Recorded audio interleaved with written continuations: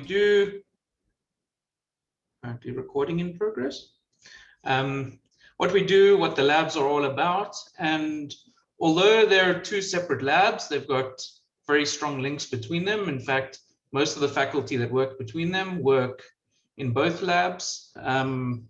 Prime's spun out of Rail lab recently. Rail's been around since about 2014. They've got slightly different focus areas, and we're going to take you through some of that today. Richard, anything you want to add? No, I think that's right. Cool. All right, let's get started. So there's quite a lot that gets worked on across the labs. We largely pride ourselves in having a strong theoretical core to the work that we do.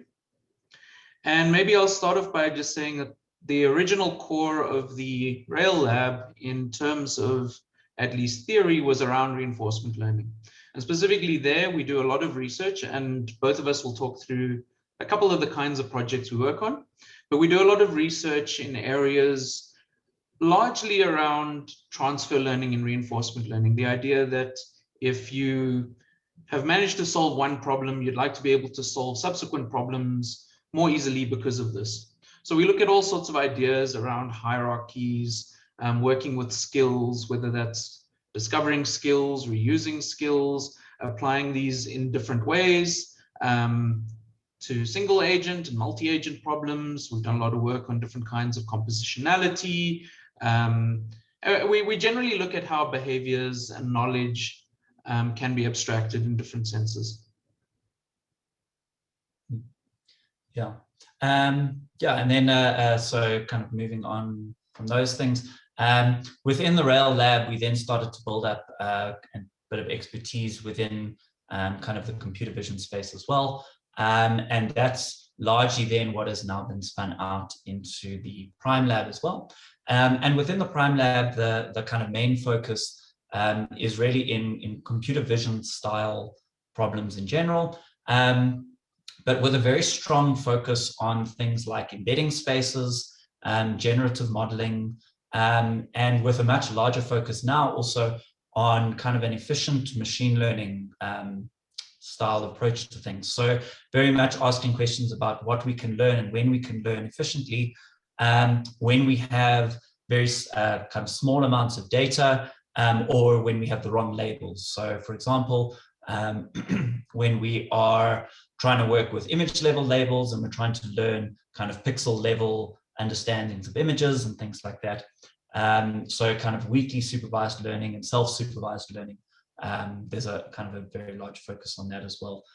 So I think that kind of is the large base of the more theoretical focus of the two labs. And then beyond that, we have a number of kind of applications-based projects going on in the labs as well. These range from applications in robotics and medicine, education, biosciences, infrastructure, and more. And so, for example, some of the ones that we've been doing, we've been working with the Donald Gordon Medical Center in understanding OCT scans and 3D imaging of eyes in patients. We have a number of projects going on with the CSIR as well across all the labs. We're looking primarily with the Energy Center, working in some of the energy modeling and in kind of defect detections of photovoltaic cells. Yeah, those may be two of those. Benji, do you want to? Yeah, and then because we do so much work in different areas of AI and machine learning, we've started recently thinking more about the impact of this work and just started dabbling in areas around explainability, around ethics and fairness and so on, to try and give the complete package of the work we're doing with the social responsibility around that as well. Now, what is the lab actually? Well, again, at the core, there's 6 faculty members that coordinate a lot of the activities around both labs. And between us, we're supervising on the order of about 100 students. So it's a very strong lab. There's a lot of collaboration. There's a lot of overlap between projects, and we really consider this to be a major strength. We build on a lot of work that's happening in the School of Computer Science and Applied Maths at WITS. And this covers all sorts of degrees. We've got degrees at PhD and master's level that specialize in everything from general computer science to AI, robotics, data science, e-science, big data, you name it. We've got programs that cover this. They're generally course-based programs, although we've got very strong research components as well. And we've got courses everywhere from general topics in machine learning and artificial intelligence down to very specific areas like reinforcement learning and human-computer interaction. Yeah, maybe just to address, there's a question that's come through on the chat asking, do all or most of the WITS CS department fall under either Rail or Prime? Certainly a large number of the researchers in the school are involved in one or both of the labs. But there are a number of other faculty members that are kind of functioning separately or are in labs of their own, which have other focus areas. Yeah, the culture of the department is growing to be more lab-based. There are other labs as well. There's a large number of faculty members that aren't involved directly in Rail and Prime, but we do try collaborate quite widely. Now this is the faculty to give you an idea of who the students are. This is just some reasonably sized percentage of the master's and PhD students. So we don't have our honors students on this, but give you an idea, there's a lot of people working in the lab, and there's a lot of collaboration that we try and encourage between students. All right, so moving on to a little bit of the more technical things.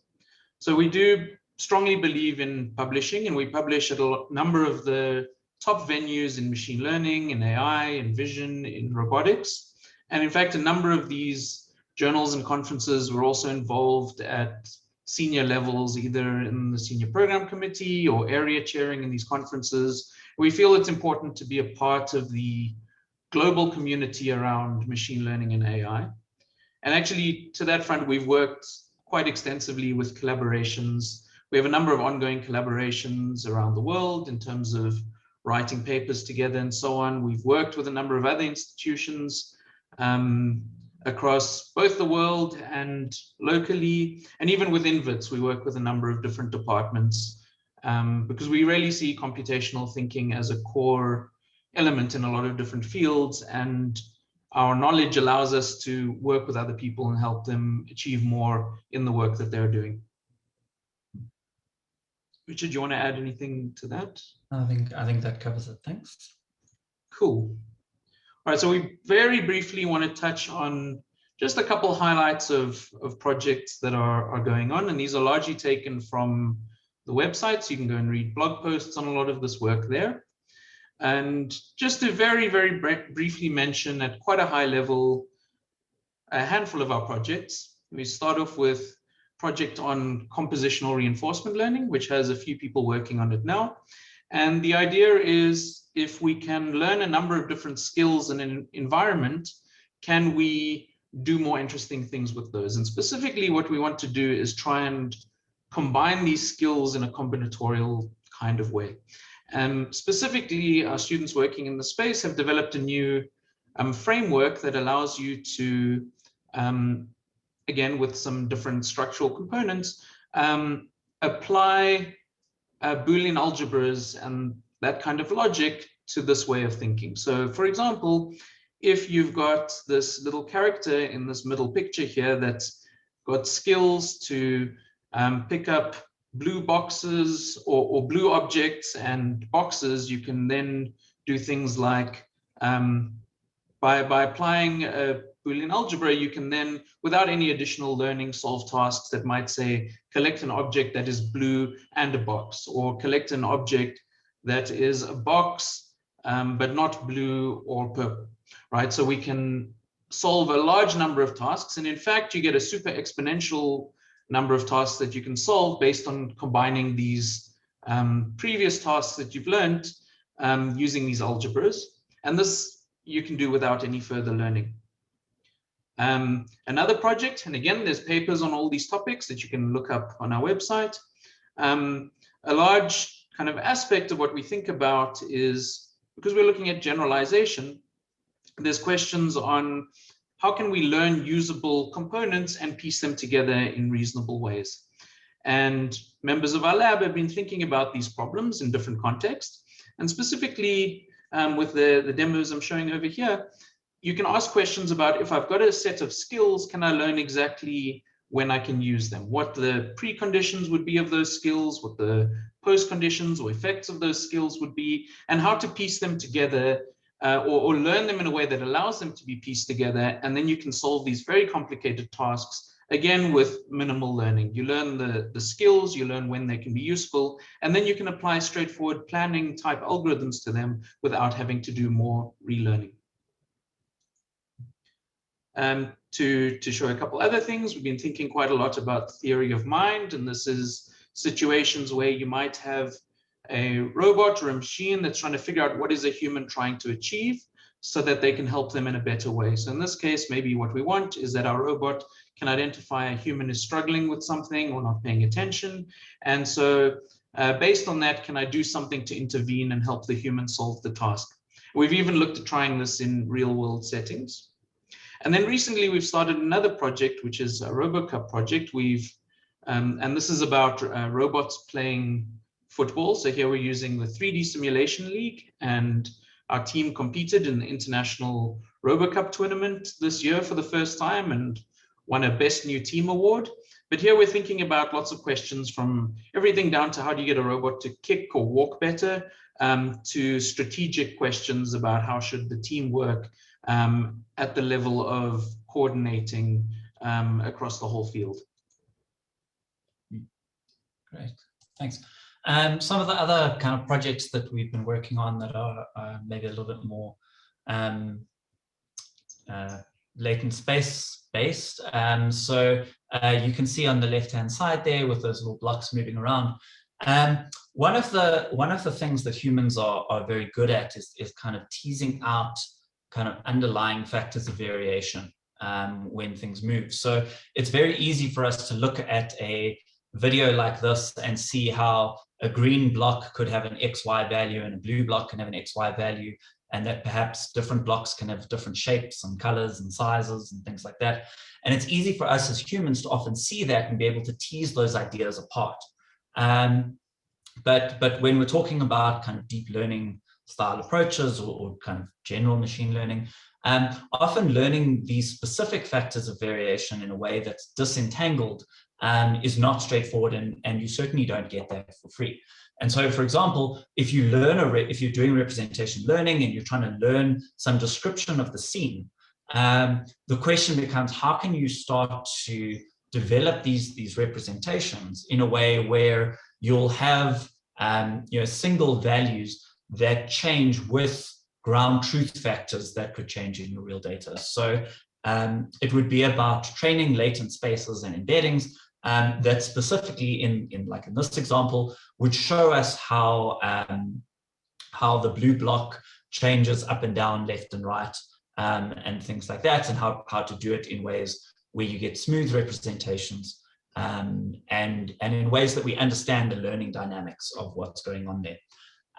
Some other projects in the space as well. On the right-hand side, we did an exploration of kind of artistic style by training various types of variational autoencoders with different types of regularizations on the latent space to try and understand how such a model would learn different concepts of artistic style. And we found that in some of the cases, the models were capable of kind of automatically clustering out various artistic periods in the way that the art worked, and showed this by doing various kinds of latent traversals and speaking with kind of artists that are more real artists than I am, and in just understanding kind of whether the machine has been able to learn kind of those kind of underlying trends as well. And there's a lot of kind of interesting work going on there. At the lower, that bottom one, these images are entirely generated from semantic segmentations. So in this one, it was very much about creating taking a semantic segmentation style description of a scene and getting some kind of generative model to paint it in reality. Can we go to the next slide? And in these ones, it shows some more of the applied projects. That top one shows some 3D scan of kind of the retina of an eye. And as I mentioned earlier, we're working with a bunch of medical doctors on ways of automatically analyzing these things and tracking different types of retinopathy. On the right-hand side, we worked on a project in getting a new way of compressing blood slide information. So if you go out into the very rural areas, it's very easy to say, okay, we'll take a photo of a blood slide, send it through and get an expert to look at it. Unfortunately, in many cases, there's really, really bad connectivity. You may be sending hundreds of megs, possibly even gigs over kind of edge style data. And so looking at this idea of kind of intelligent compression that's already aware of the fact that these are blood slides and already aware of what is important in order to be able to do the kind of diagnosis. So you can imagine kind of a VAE style to compression, but then adding in extra terms that enforce that it's still able to do kind of diagnostic classification on the reconstructed images and showing that kind of biases the model to reconstruct important parts better.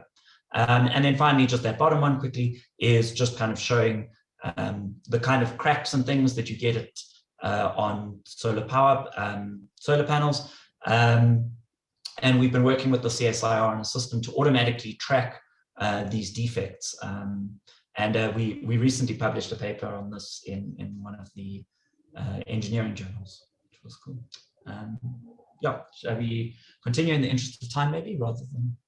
Yeah, so I see we're running out of time, so we'll try and wrap this up quite quickly.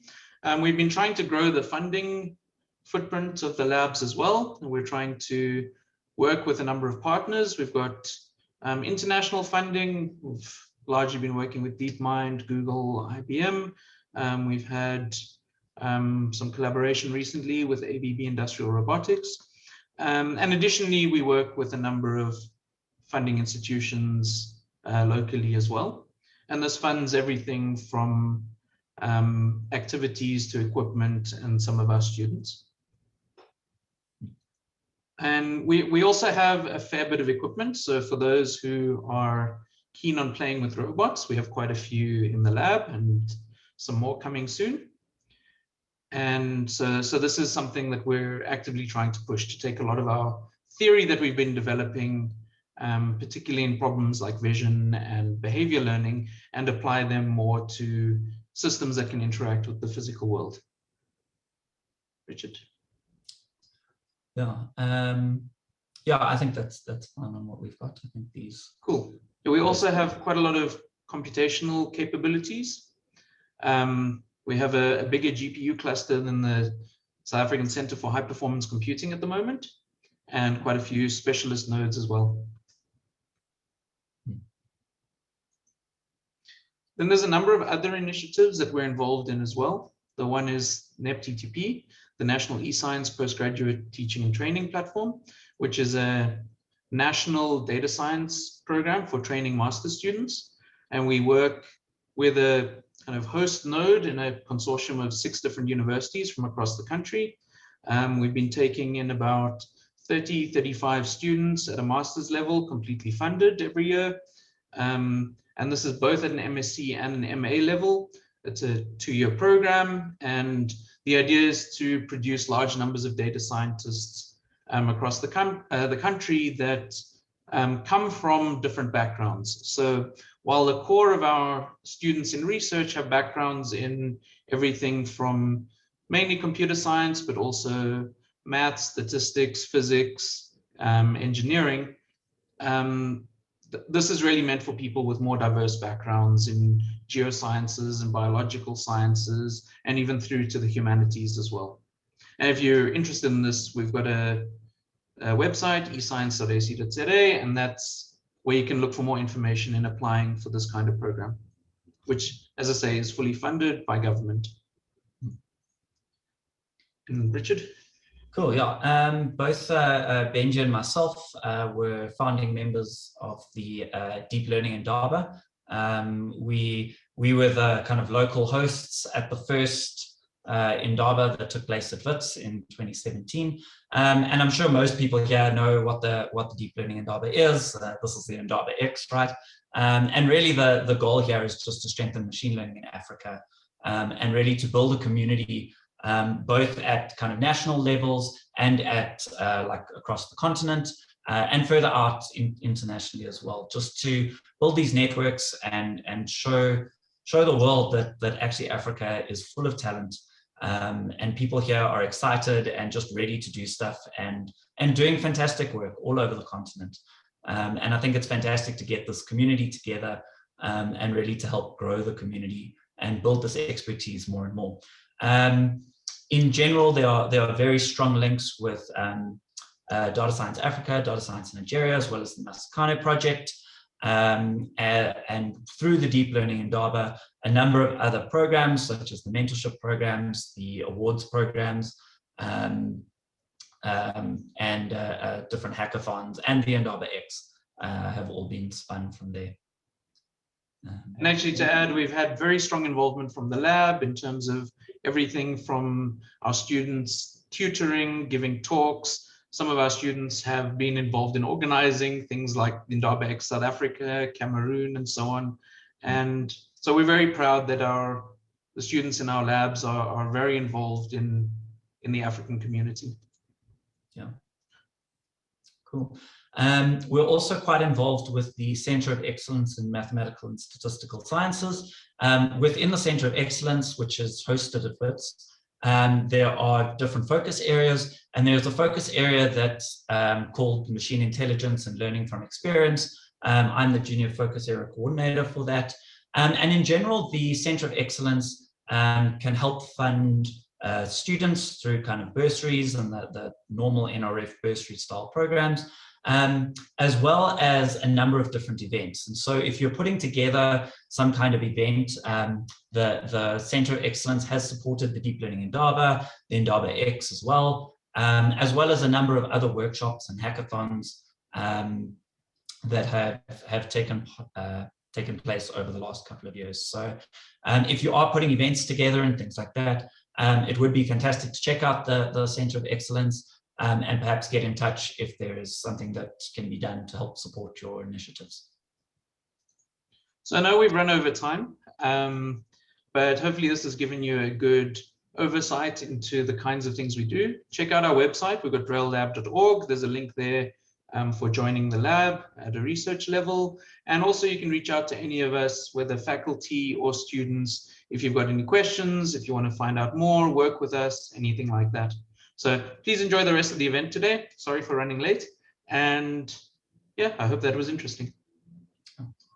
Okay, thanks very much. Great. Thanks, Professor Osman and Dr. Klein. I think in the interest of time, if you can maybe just answer the two questions that are posed in the chat again, that would be helpful. I think then we can move on. Great. I think then we can move on quite quickly to the panel discussion.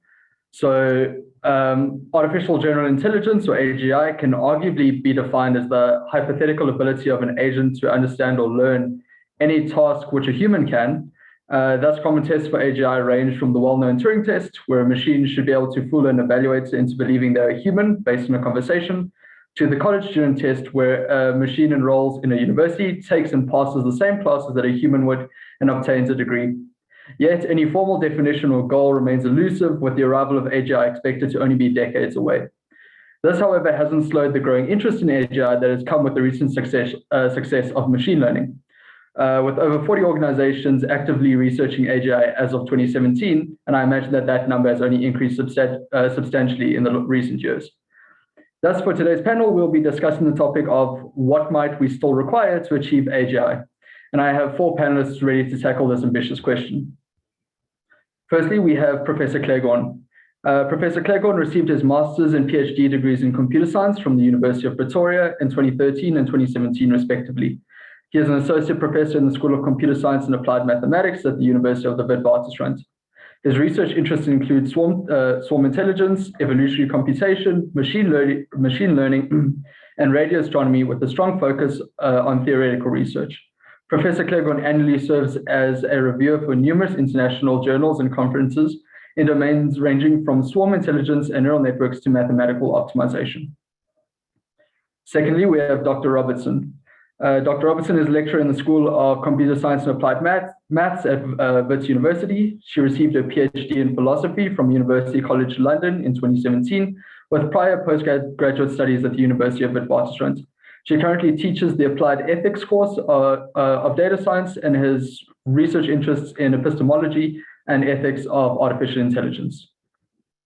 Then we have Dr. Fourie, a medical doctor turned health data scientist who is trying to use the power of AI for social good. He is currently busy with a computer science master's degree and interested in research at the intersection of theoretical or computational neuroscience and machine learning. He also enjoys long-ish walks in the mountains and will board down any snowy stretch of hillside that happens to be nearby. Finally, we have Jeroen Nangu Tuts. Jeroen is an IBM PhD fellow and a PhD student at in computer science at Wits University. He says he has always been fascinated by the immense potential for good that can come from creating intelligent systems, the pinnacle of which he says to be the artificial general intelligence. His main research interests lie in reinforcement learning, since that is the subfield of machine learning, which he believes to have the most potential for achieving AGI. In particular, his current work focuses on principled approaches for efficient compositional generalization of skills in RL. Great, welcome to our four panelists. I don't see anyone else with their cameras on. Oh, there you go. Jeroen, Dr. Robertson, are you there? There we go. There you go. Yeah. Great. All right, thank you for answering the question in the chat. If anyone would like to pose a question to our panel later on, you can either use the chat or raise your hand to ask the question verbally. If you'd like to raise your hand, it can be found in the reactions button at the bottom of the Zoom. Great. I think to start off with, it might be helpful if the four panelists give a short 2-minute opening remarks on the general question that we're posing, which is what might we still require to achieve AGI? I think it makes sense if we can go in the order that I everyone in. So Professor Cleghorn, would you mind starting with that question? Yeah, sure. So I think the general question is obviously not one that I think we have a definitive answer to. But I'd say my gut, at least, which could be horribly wrong on this, is that the two big things is the efficiency with which we learn is problematic in the current state of affairs. So we need a better way of learning in the machine learning context than we currently do. And in the same vein, I think the other axis that I think is almost vital is we need to have an ability to learn in our models. Currently, we have this pick an architecture. I'm speaking very generally here. Pick an architecture, optimize weights, and hope things turn out well. And then there's a little bit of a random search for trying to find a good architecture, whether that's methodical or it's through a lot of postgrad study. I think that's where we're kind of lacking in that choice is very limiting. And I think in some sense, maybe our choice is why our learning is inefficient. And I don't see a perfect solution to that problem. But I think those two components are really where we'll get the most bang for our buck. Currently focusing on ways of doing better with billions of data patterns, I don't think is going to get us to AGI, in my opinion. The efficiencies, it just feels problematic. Not every instance has that much data. Yeah, that's my 2 minutes just to start us on my side. Yeah, fantastic. Thank you. Dr. Robertson, please go ahead. Great, sure, thanks.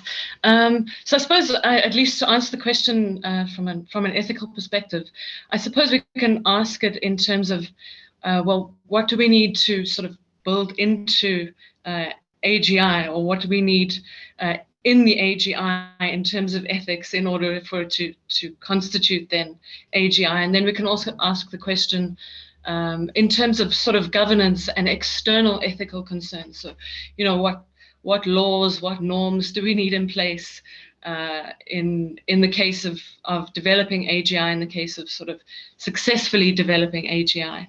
I suppose in the case of the first question, what is needed in terms of AGI, if we're thinking of what we're building into it ethically, I think there's going to be a kind of difficulty in terms of what we might call, or what I would call, sort of top-down, building ethics in top-down and building ethics in bottom-up.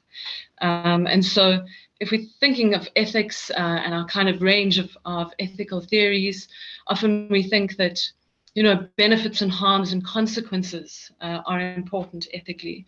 And these are, I think, quite easy to build in a bottom-up way. Whereas for other ethical considerations like rights and so on, I think these are going to be easier to build in a top-down way, in a kind of principled way. But then, of course, working that out, I think, will be quite difficult. Yes, I think that's maybe what's to be said with regard to building in the ethics into the AGI. And then in terms of sort of governance and law and norms external to the AGI, it really seems to me here that, well, as a matter of sort of historical empirical fact, that laws and norms tend to lag behind technologies. And I think perhaps rightly so, because we tend to only discover what the uses and abuses of various technologies are sort of as we use them and as we develop them. So I think there maybe the thing to do is to sort of make sure that the implementation and the way in which AGI is sort of distributed in society, in which it gradually becomes involved in society, is sort of slower rather than quicker, for the sake of adaptability.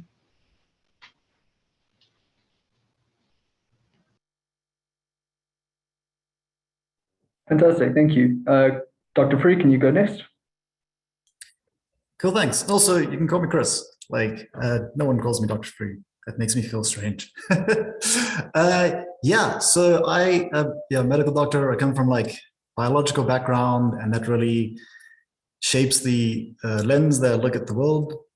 So yeah, my own master's research is in multi-agent reinforcement learning, and my own little pet theory is, you know, what if we had to treat biological cells as individual decision-making agents? So, you know, what is AGI? And if you come from like a biology or a computational neuroscience aspect, I think that one of the questions, or one of the things a lot of people rebut to me when I say, is like, well, is AGI what we recognize as being human in general intelligence, or are there many different forms of general intelligence that might be completely foreign to us but still effective? And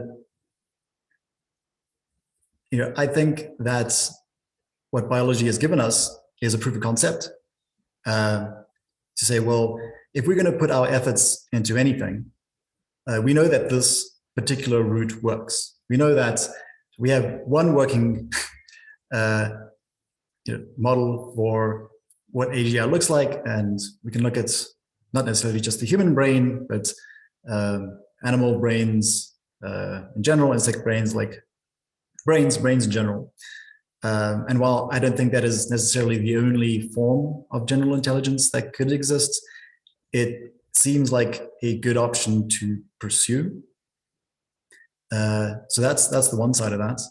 And you'll see there are some interesting papers. There's one great one called a deep learning framework for neuroscience, or towards a deep learning framework for neuroscience. I think there's maybe two different papers, but they both talk about like the AI set of tasks, and what tasks should we focus on to try and achieve general intelligence. And I do tend to believe that having those kind of priors built into our problem solving, where let's assume that we're in like maybe a 4-dimensional like space-time, and how do we develop intelligence to interact in our like day-to-day tasks? does seem like a sensible route forward. So that's my one thinking. On the other side, when you look at life a little bit more generally as optimization on various scales, I think that's the one thing that we're really missing from a lot of machine learning or optimization to make it more general. So if you take, like, if you just look at like a tree or a person or any like multicellular organism, it's optimizing at like the level of an ecology, it's optimizing at the level of an individual, it's optimizing at, you know, multiple levels within its own body. And if you had to think about how life started from like bottom up, it's had time to, in parallel, essentially over millions of years, you know, in the oceans and on land, stack these various levels and scales of optimization. And that I think really lends itself to its generality and its adaptability. So I would say we should look at those two things. How do we simultaneously optimize at many different scales?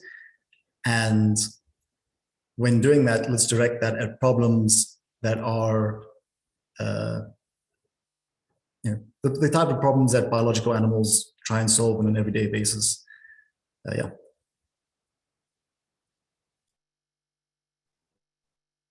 Awesome.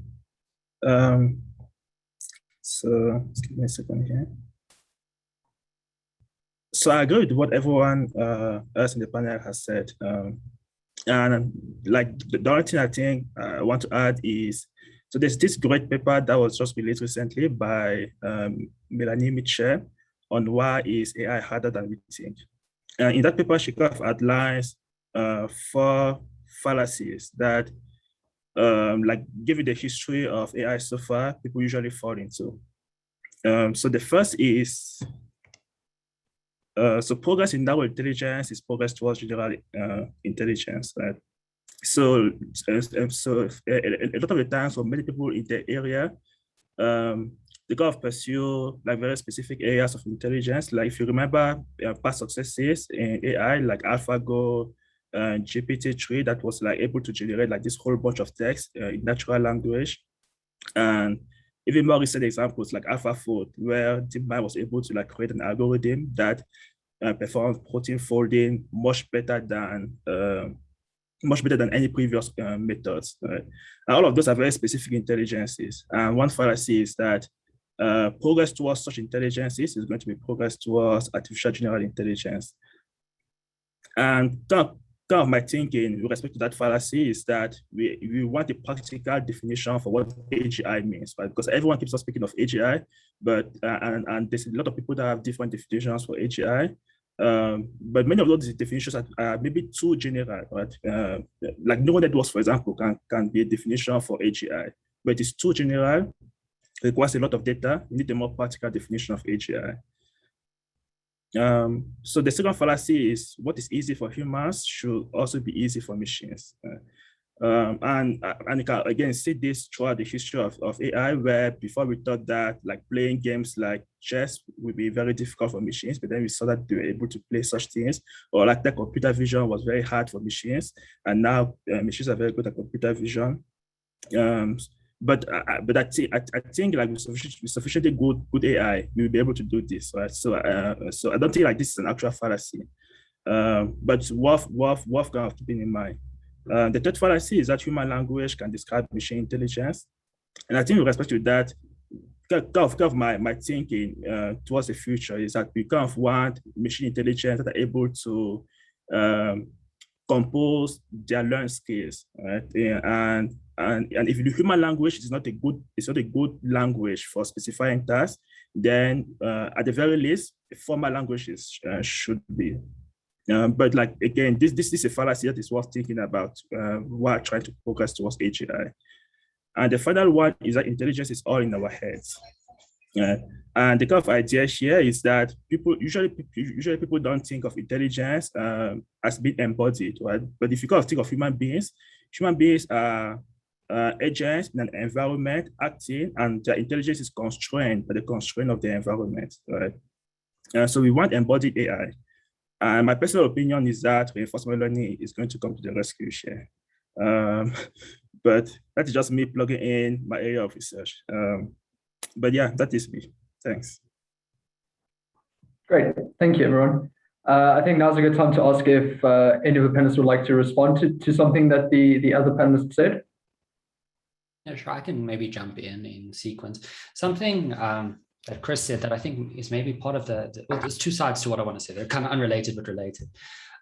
Chris Furry, the other Chris. That's the downside with not liking the medical title, is now we can't distinguish. But nonetheless, you mentioned the fact that we kind of are optimizing at many levels from an evolutionary perspective, or it appears as if that's what's happened. But I almost wonder if what's kind of happened is that there was a singular objective that can be trivially stated, i.e. survive and reproduce. And all of the achievements by different organisms are kind of the top of that hill that achieves that survivability and reproducibility, but they're not the same hill.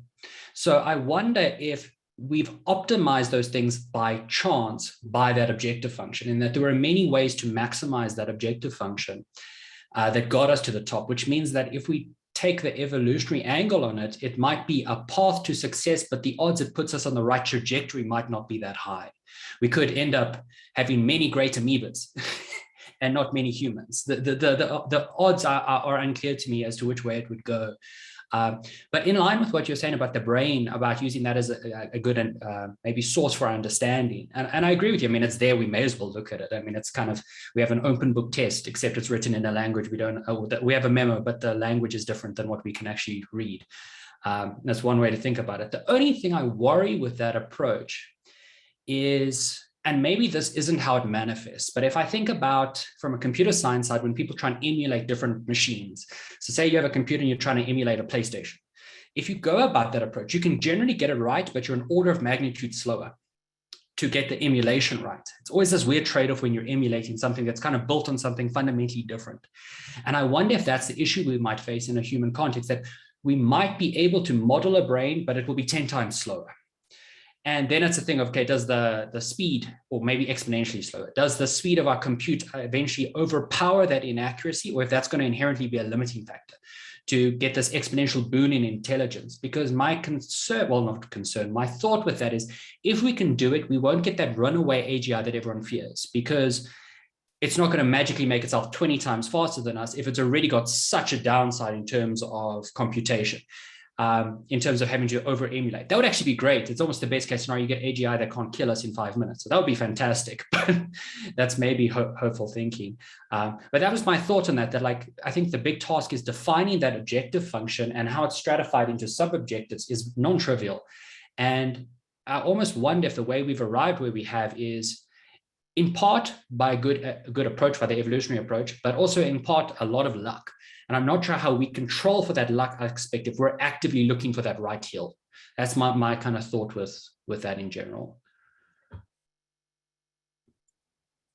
Cool. Yeah, I'm gonna try to rebut that. There was a lot there. I mean, not necessarily rebut, but also I think Helen, that might just feed into your comment where you said we should try and make AGI slower in the beginning so our laws can catch up with it. So maybe it's just gonna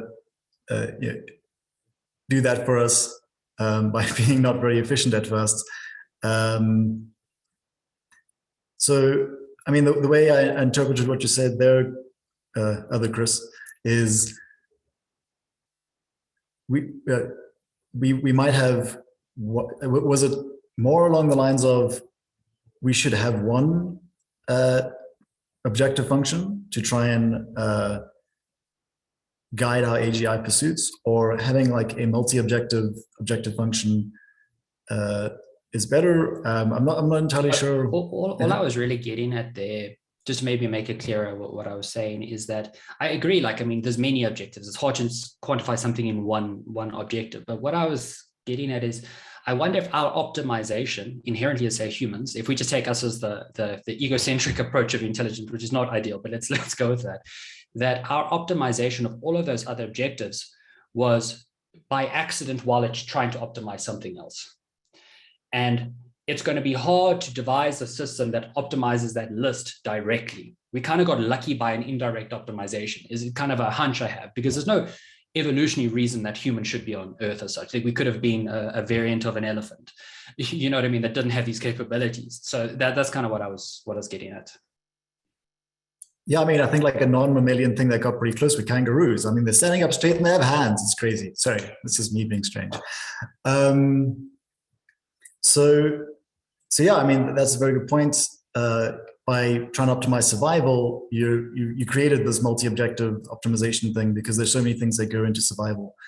Yeah, no, I think you got a very valid point. Can we use that though to create AGI? I hope not, because if we say, cool, you guys have got to survive, maybe we might just push ourselves into like a Terminator situation. So yeah, I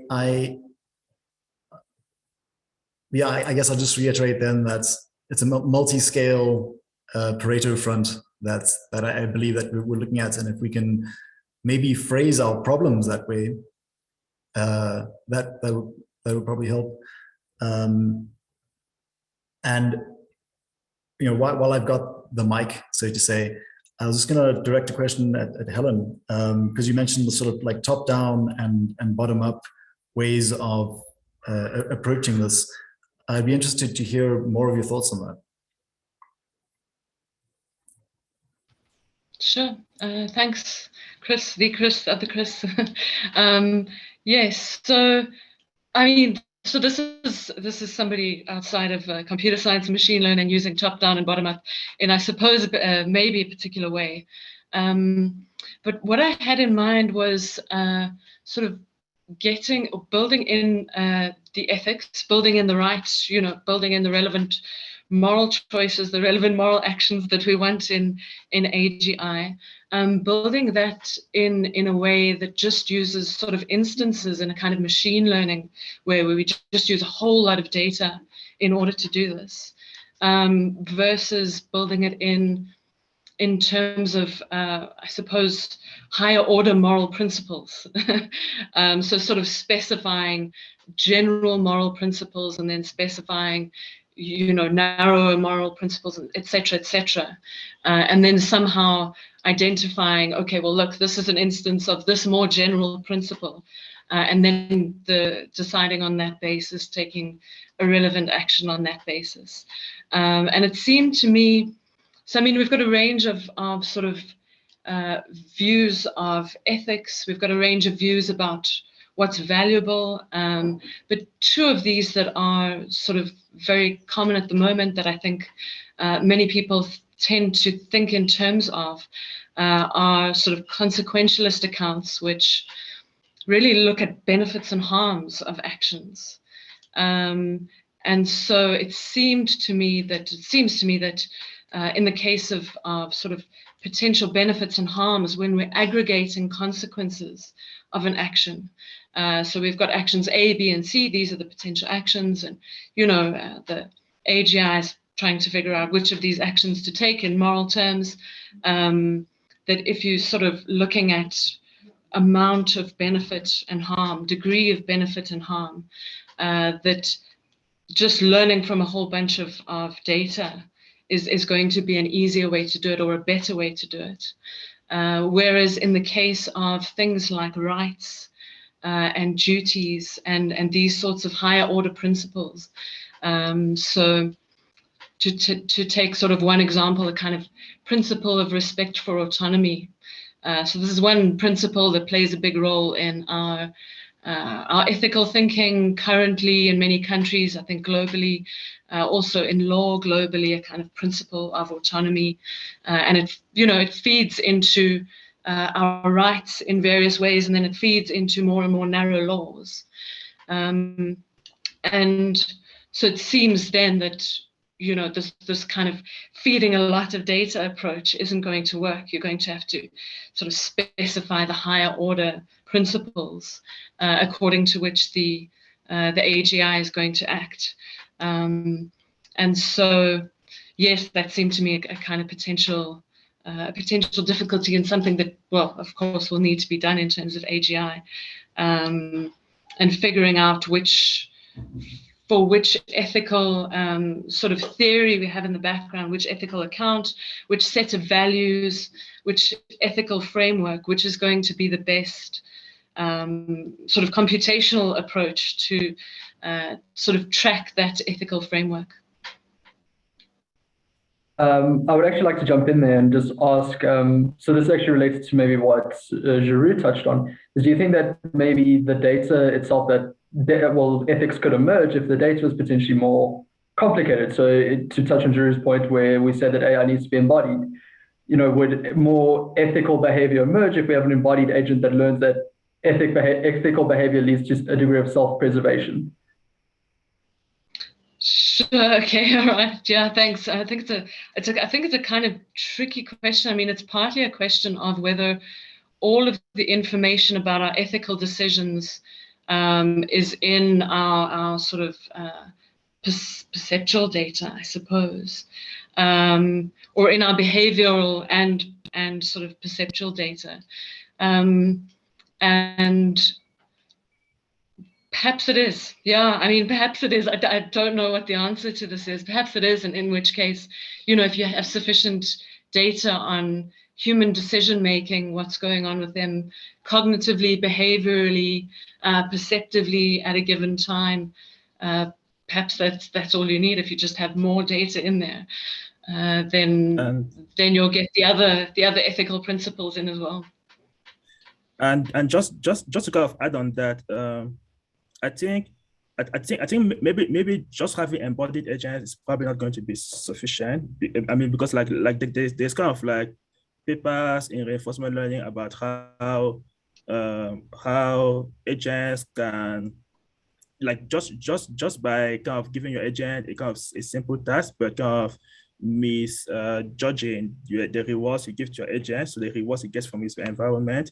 The goal it may try to achieve may not align quite with the goals that you wanted the agent to achieve, right? So like there's the famous paperclip agent example that is trying to optimize the amount of paper clips it generates, and if its goal is just to generate paper clips, even if it is embodied, it may just realize that actually maybe the best thing to do is like convert all human beings into resources to make more paper clips, right? And that's like an extreme example, but like it kind of shows that just having embodiment is not enough. But I think that is where the second thing that I mentioned comes into play, where you kind of want your agents to also be constrained in terms of what they want to do, constrained by some formal languages, right? So you may want to say that you want your agents to be able to do this set of things, but also kind of constrain that by saying that, okay, maybe formally, these are kind of like ethical considerations that you want your agent to follow. And hopefully you need to have like some sort of formal language, because like what machines understand is like formal languages, right? Like don't understand things like natural languages or our intuitions and stuff like that. So ideally, if you can have embodied agents with formal language that defines what we want the agent to do, then my kind of intuition is that at the very least, that is something that we may need to begin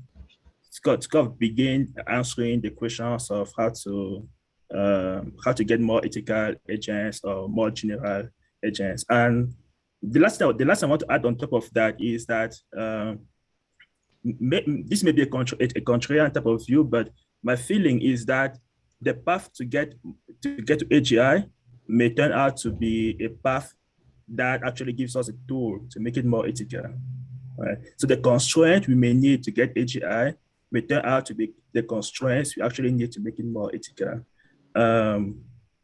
or more general purpose. But like that is kind of another idea. I don't think it's also that out of the realm of possibility, because I'm thinking now with, say you imbue ethics from data, or even just from our high level principles, like Helen was saying, like, I'm wondering if an ethical agent will appear as a psychopathic human. Like if you think of the trolley problem, I mean, from the benefit trade, I mean, there's 1 in 10, it's going to kill the one person every time, even if it has to pull the switch because less people died. But a human wouldn't do that. From the studies they've done with equivalent tests, humans tend to they're not active participants in that decision making. They will stay away from it, even if it's morally the better choice, assuming all the humans are equally liked by you and we don't add the complexity. So I wonder if by accident, by adding top level views, we'll have an agent that is ethic by our view, but actually nothing like us, in the sense that it actually embodies very few of the ways we actually interact with the world. Now, that could be a good thing, because I mean, somebody won't get angry and do horrible things, potentially. But I mean, I wonder if it might constrain us such that we might not be able to achieve what we think we will because of that confinement. So, I mean, yeah, the optimal ethical framework might be necessary to kind of make sure it lives in the right pen, if you will. The other thing that I think maybe we should discuss in general that I think we've kind of avoided, well, not avoided, just not thought about, is we're thinking of the construction of intelligence as an individual entity reacting with some stimulus response agent, but we're not adding autonomy to the other side of the equation. And I think that's really important here, is you need that like self-play kind of situation. That's how you get your feedback of, okay, this is ethically questionable, I got put in jail because I stole a loaf of bread or something like that. There needs to be this duality in the process. I think if we're going to get anywhere, I think raw data, in my feeling, is not going to get us there. But that's my feeling. I feel like it needs to be a multi-agent. Like you need multiple agents getting better simultaneously to make sure one is optimal. I think without that extra feedback, I think it's going to be very, very hard to define. And ethics comes into that inherently, because that's where we generally define our ethics. I mean, obviously philosophy, and Helen will know much better than I will by a huge stretch. But I mean, a lot of it is based on how the society as a whole perceives our actions as well, and then how we perceive their perception of our actions. And that's how we kind of confine certain things we say are right or wrong. I think now, sorry, Helen, please continue. Oh, sorry. No, just to add to that, yes. I mean, it sort of occurred to me in thinking about this business of, you know, the individuals, humans as individuals, and taking ourselves to be individuals, and then AGI as an individual, and then interacting with other agents. And I suppose it relates to the earlier discussion about sort of humans as a product of evolution, and whether we should try to sort of emulate this. But I wonder whether, in the case of humans, our individuality actually sort of sets us back in terms of coordinating with one another. So it's not clear to me that we want to sort of emulate humans so far in terms of our wanting, our sort of valuing our own individuality at the expense maybe of coordination with one another. In the interest of time, I would like to just move on to the one question that was posed in the chat, and it is still relevant to this topic, thankfully. So it says, would you say we need other hardware systems than binary digital computers to reach AGI, like machines with the right inductive bias about physics built in? So I guess this is similar in the sense, you know, are we building ethics in top-down, or should we also be building in other things like inductive biases towards understanding physics and, you know, the more physical world? I don't know who would like to maybe try tackle this question first. I'll just give my quick answer to that, which is no. So in terms, so my perspective is that in terms of computers, like just like a computational kind of thing, like something you can use to do computation. And if you want to build things from the bottom up, that bottom should be at the software level. All the computer will do is implement our softwares. So if you want constraints, all of that it should be at the software level. Whenever it's implementing the software, it's just literally doing what our software is saying, telling it to do. And I don't think, I think the idea of computation is universal. I'm not sure if I'm not sure if there's a kind of like a different idea of computation that you may want to kind of like thinking about for something like that. But yeah, that is kind of my take. I wonder if maybe, Gerrit, with you or Gerard, with you saying about another form of computation, I wonder if maybe the core of what the question is maybe getting at, I mean, I'm speculating, is maybe there's a sense that to solve AGI, we need to have compute that can make problems that appear in P2BP. So like the whole, if quantum computing works effectively, RSA encryption is just broken.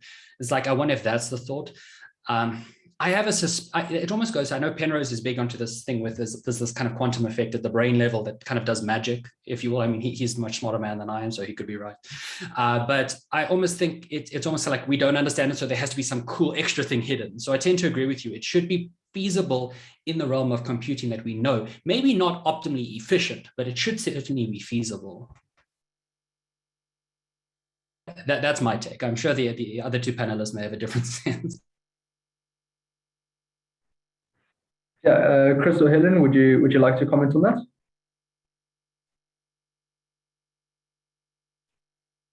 Cool. In that case, then there was one more. Please go ahead, Chris. Oh, no, I was going to say I may have missed that last one because I'm busy trying to make the breakout rooms for the upcoming Tuts, which is why you should probably have more than one person doing the back end for an event. True. Not be on a panel at the same time. Sorry. Just testing multi-objective optimization for multitasking. Just so that visual maps are actually not that optimal. There is one last question here that I think we should try get to. It says, is there any space requirement for affect in the approach to AGI? Does AGI require artificial emotional intelligence?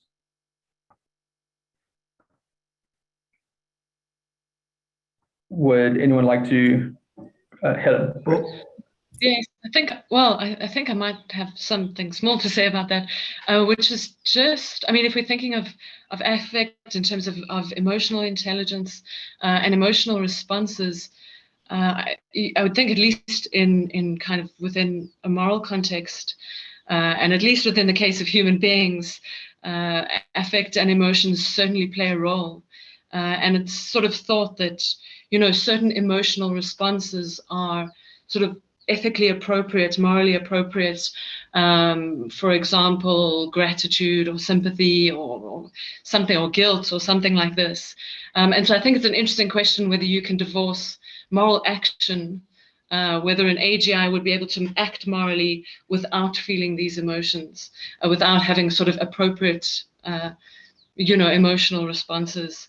And then I suppose the further question is whether if they were able to act in sort of the right moral way, but they didn't have any of the sort of emotional responses, whether they would count as, I don't know, moral agents in some sort of substantial sense. But yeah, those are I suppose, the thoughts.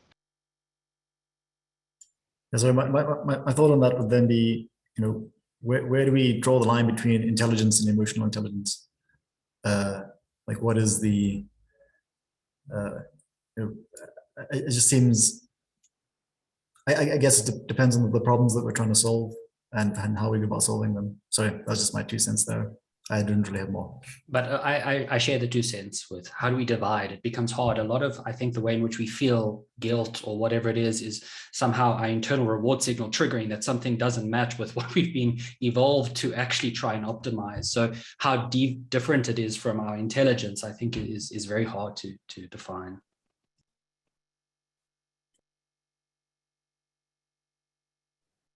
Great. I think then we should probably start wrapping this panel up. Would anyone like to say any closing remarks before we end? Sorry, do you mind if I answer a question as my closing remark? Because I think it's a nice question. Please do, yeah. Sure. I see somebody asked there, do we think that the brain is doing backpropagation? And I mean, I'm not a neuroscientist by any stretch. I mean, Chris will know better. The other Chris will know better than I. But I almost wonder in the human context, if we can think of it as we had a situation where we've evolved our brains over time. Well, we haven't, but I mean, our brains have evolved over time. So our architecture was found. And via experiential learning, we do the fine tweaking using something akin to backprop. So there's more than one mechanism at play. I'm not saying that that's true, but I think that there's multi-levels of optimization, as the other Chris had mentioned.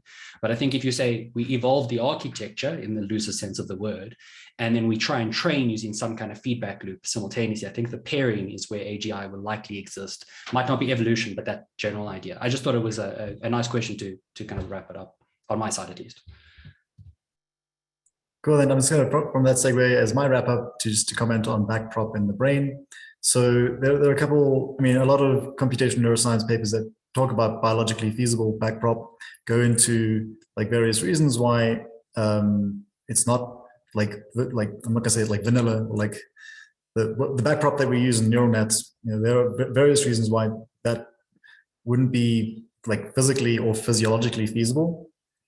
But there are like very interesting avenues of research that go into biologically feasible explanations for like variations on backpropagation. And generally, you get trade-offs. If you think of like backprop as we do in artificial neural networks, it's like the golden standard of like beginning like almost perfect signals back or whatever. Then you have that like a bias or variance trade-off. And one of the papers I mentioned earlier, a deep learning framework for neuroscience, has a really nice graphic that shows this. You know, what are some of these biological alternatives, and what are the trade-offs that you get from like trying to use this one? In my own research, I'm looking at something called attention-gated reinforcement learning, which I think has like a trade-off of increased variance, something. And you know, there are also like dynamical systems explanations from this. So yeah, no, there are a lot of people thinking about that, and I think it's a really interesting question.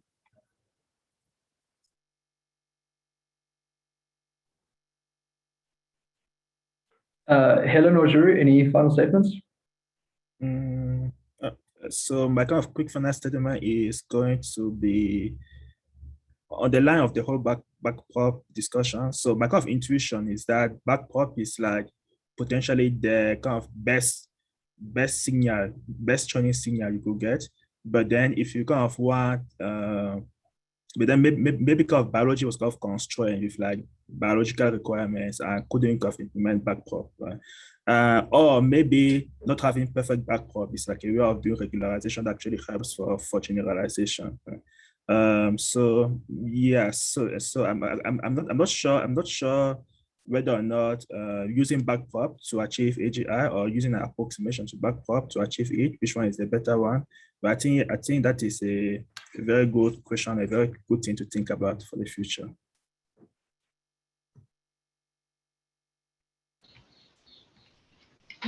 Great, all right, and just yes, a final wrap up. I have nothing to say about backprop, but yes, I suppose just to say, you know, all of those who are working on AI, yeah, sort of onward with the project, because while it's sort of emulating human intelligence, emulating humans, perhaps at some point something better than humans will be created, and that would be cool.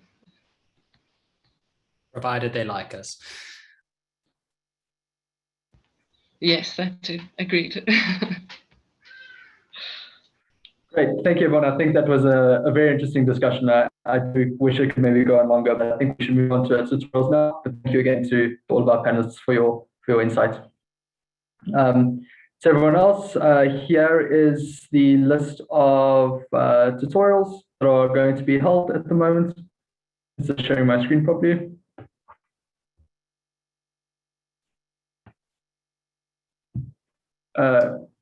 Chris, can I get a thumbs up if this is sharing the tutorial list? Yeah, we can see it. Okay, thanks, Richard. There is also, I will put the link in the chat quickly for a little bit more information on what each tutorial is going to be about. Yeah, and then just for clarity, this will move everyone into breakout rooms for each tutorial, and everyone can choose their own breakout room, which one they would like to go to. And then in the next 45 minutes to an hour, it will just automatically move everyone back, so you don't have to, worry about coming back yourselves. Great, thank you, everyone. Okay, so just a comment there. I mislabeled some of the tutorial rooms, so just find the one that matches. Yeah, sorry about that. So even though this is like 1, 2, 3, 4, 5, just read to see which one interests you. Anyway, I think everyone here will be able to. And then also just to comment to the tutorial presenters, I think they're already gone, is just to record their sessions so we can upload them later. Cool.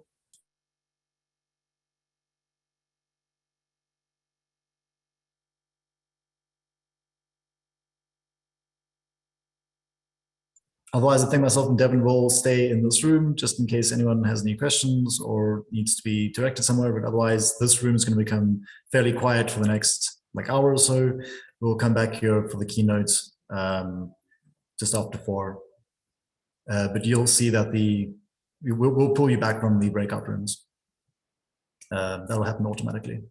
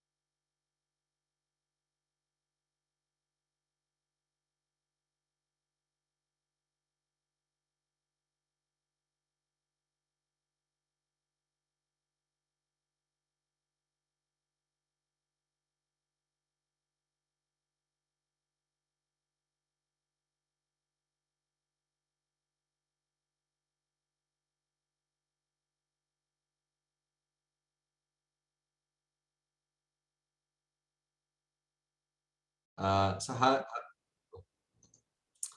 hi everyone, welcome back from the Tuts. Hope they're all interesting. And thanks for sticking around for our final presentation for today, which will be a keynote delivered by Professor George Konadaris. George is a good collaborator and friend of the lab. He's also one of the proudest Witties that I know. So just to give you a bit of background on George, he did his undergrad and honors at Wits in computer science. He then went to University of Edinburgh, where he did his MSc, and then he did his PhD at UMass Amherst under Indaba𝕏, who many of you will recognize as kind of one of the pioneers of RL. After the PhD, he did a postdoc at MIT with Leslie Kelbling and Thomas Lenzano. And after that, then he moved to faculty at Duke. And he's now at Brown University, where he's the John E. Savage Assistant Professor and also the Director of the Intelligent Robot Lab. And if that weren't enough, he's also the co-founder and chief roboticist of Real-Time Robotics, which is a startup that's focused on robot motion planning.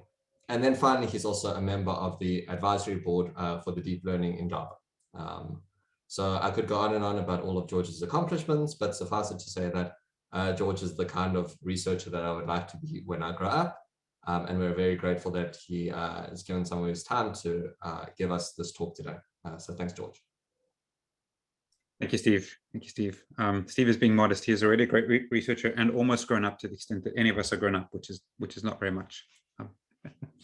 Thank you. You can all hear me, right? Is that good? Okay, great. So thank you all for the opportunity to speak. It's wonderful to be, I guess, at Wits virtually, one of my favorite places on the universe. I spent a wonderful 4 years on the library lawns. I guess I attended some lectures, but mostly the lawns is where all the stuff happened. And so it's great to get to talk to all of you. You know, I've always found that the concentration of talent at South African universities is really ridiculously strong. I don't think I ever met anywhere at all the places I've been a collection of people as smart as the people I met in undergrad. So it's great to get to talk to all of you. So what I'm going to talk about today, I heard that earlier there was a panel about AGI. So part of my argument, or part of the thing that drives my research is that AGI used to just be called AI, right? That's what the field is about. And so what we have at the moment in the field is we have something that's not that, right? We have a lot of incredible progress. We have all this work that's been done where we're now able to do, as well as radiologists, at pneumonia detection. And we're great at spotting cats and pictures on the internet, and we can do stuff with IBM Watson, and we can handle Go. But there's a kind of emptiness at the core of the field, which is that these are all useful and interesting things to do, right? But they're kind of not what we mean by intelligence, right? If you rewind your mind back to, when you were in high school, before you didn't know anything about what AI could do, and I said to you, you know what, in 5 years, there's going to be a huge breakthrough. We're going to be really good at picking cats out of images. You wouldn't really be that impressed, right? And now we're impressed because we know that that's a hard problem, but it fits into the hard problem category, not the general intelligence category, right? And in fact, a lot of the things that we do in AI, they sort of fit into the machine learning or data science category. Like we're able to solve a lot of interesting questions with data, but I wouldn't call them an intelligence. Right? So artificial intelligence is supposed to be about building an intelligence, right? That's what the name means. And so we should think a little bit harder about what we mean by an intelligence. Okay. So if you look at Russell and Norvig, which is the textbook of the sort of general AI textbook that covers the whole field, and you open it up, the first thing it says is intelligence is about building intelligent agents, where an agent is sort of some sort of program or machine that has sensors for interacting with the world and actuators sensors for observing the world and actuators for interacting with the world. And so if you're a machine learning person and you look around at all the machine learning paradigms available to you, you look at supervised learning and you look at unsupervised learning and you look at reinforcement learning, you'll see that only one of those has an agent in it. Okay, it's not really reasonable to say that supervised learning, where you're kind of assigning labels to classes, really involves an agent that deeply interacts with the world. But reinforcement learning has an agent at the center of it. It really has an agent that's able to make changes to its environment and then is locked in this feedback loop where now it has to deal with the consequences of the changes that it's made in its environment, right? So in reinforcement learning, we have this agent. The agent can take actions in a world, and then it gets back a state describing the state of the world and a reward function describing, you know, how many points it got for that interaction. And its goal is to maximize the number of points it achieves over time.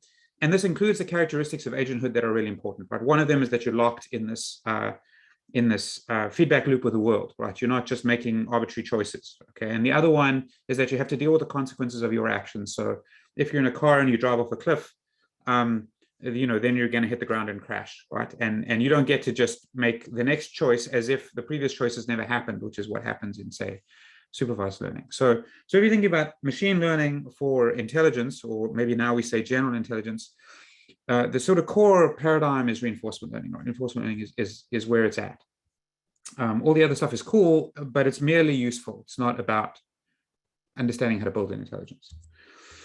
And so, so some of you have seen this and some of you haven't, but you know, the way to think about reinforcement learning is that the agent is solving a thing that we call a Markov decision process. So it's interacting with the environment. At time t, it receives a sensor signal st, what we call a state, describing the state of the world, like some configuration of the problem. And then it executes an action at. And then that changes the state of the world. So it gets some new sensor signal st+1 describing the new state of the world, and it gets a reward rt. And its goal is to find a control program that runs inside the agent's head that chooses actions based on states in order to maximize the discounted sum of rewards in the future. Okay, so not just the one-step reward, but all the summed rewards that you get in the future. And because your actions change the world, you have to take that future expectation very seriously. It's not like you can be greedy, right? If you drive your car off a cliff, then you get a fun feeling in your stomach as it sort of drops out. That's a positive reward, but then you hit the ground, that's a negative reward, and you need to think about the consequences into the future. Okay. So I think that RL is the sort of core fundamental paradigm describing what it means to be an agent. Okay, this is what it means to be an agent with an objective. Okay, you are locked in the sensory motor loop, interaction loop with the world, and the reward function describes your objective.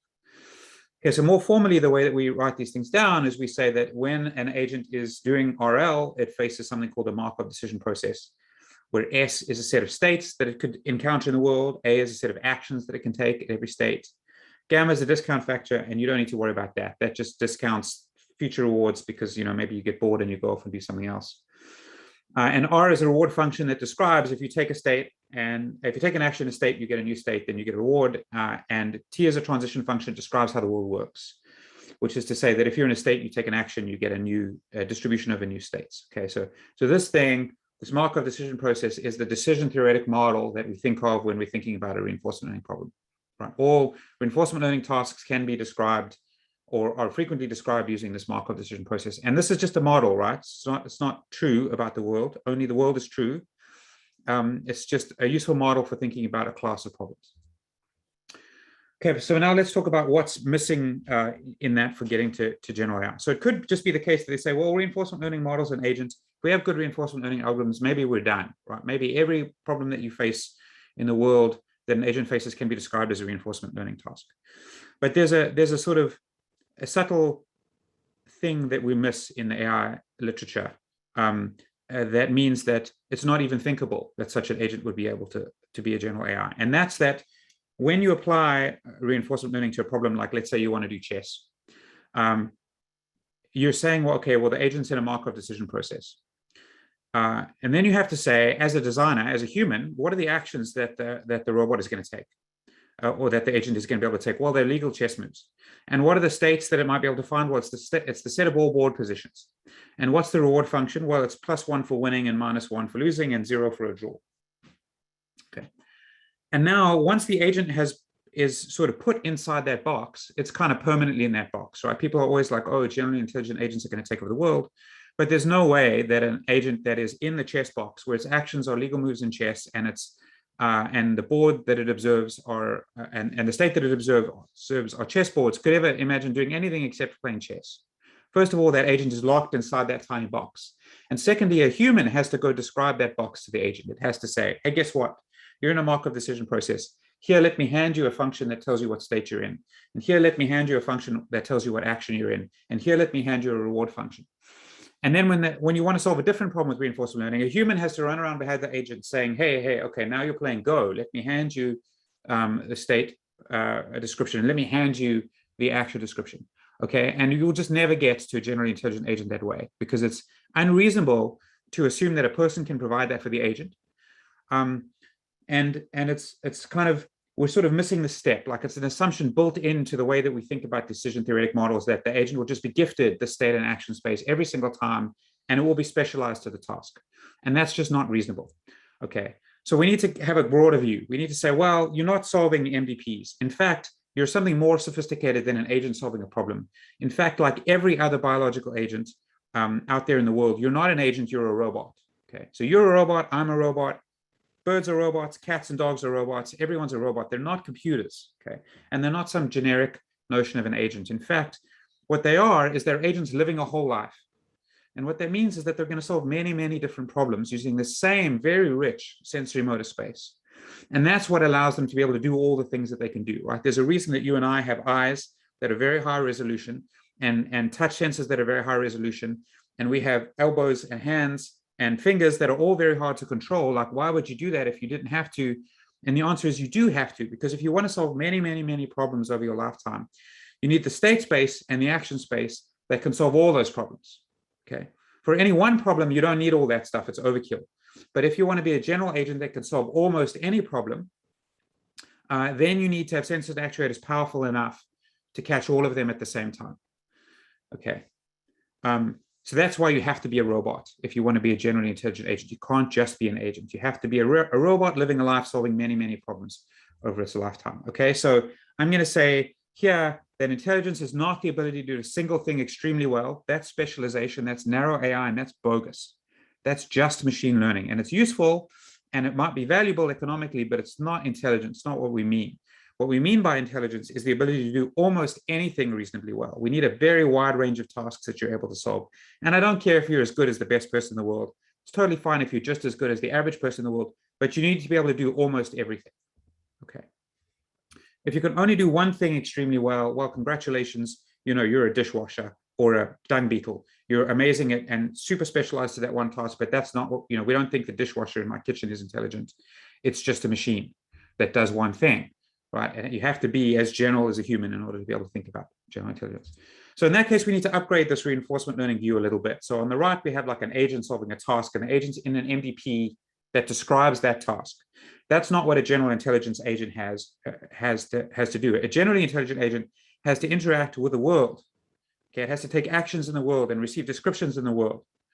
Okay, it doesn't get to just magically be gifted the right state and action space. And in fact, it lives in a much richer world. Like you and I, everything that we do, chess, math, sonnets, juggling, cricket, all that stuff, we do it through the same set of sensors and actuators, and they're extremely rich. Right? So what this leads us to something that we call in my group the sensory motor dilemma. Okay, So the sensory motor dilemma is that if you want to be a narrow intelligence, it's totally reasonable to have a person describe the task for you and say, okay, you're a Go playing agent. Your state space is the set of 19 by 19 boards, each one of which can be like empty or a black piece or a white piece. And your action set is that you can make a legal Go move. And I want you to find a policy that wins the maximum number of games. Go, run at that. Or if I want you to do pneumonia, I say, actually, you're not doing an MDP, you're a supervised learning agent. I'm going to give you a bunch of images and labels for those images. And in the future, I'm going to give you a new image, and that's your input space permanently. And then you're going to have to learn a label. And I want you to minimize the errors. Or maybe you're a natural language processing agent, right? A person can frame that problem for you. But if you're an embodied general purpose agent, you have to solve all these problems in this wildly overkill, extremely rich sensory motor space, okay? So that's the gap between us getting from RL to AGI, is that if we could do all the things on the left as well as the average human already, okay, once we're in the right state and action space. The really hard task is getting one agent to do all of them, and that means you need to go from that agent's extremely rich sensory motor space to a problem-specific task space that's really well suited to the problem. So just to illustrate this with chess, if you wanted to do reinforcement learning on chess, you just use the state space. Would just be a chessboard, right? And the action space would be legal moves, but that's not what a robot gets to see.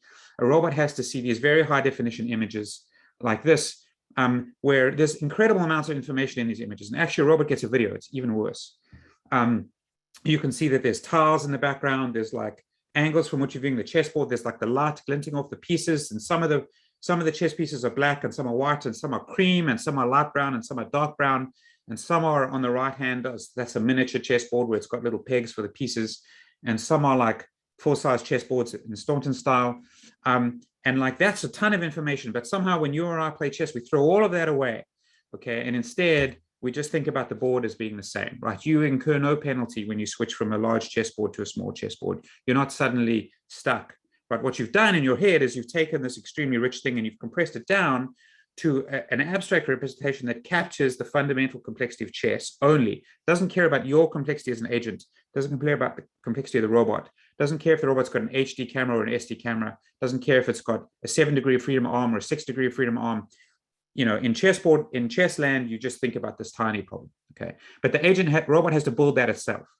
And under that abstract representation, all those chessboards collapse to the same thing, right? Those are all the same chess position, but they look wildly different in the robot sensory motor space, but in the space of thinking about chessboards, they all look the same.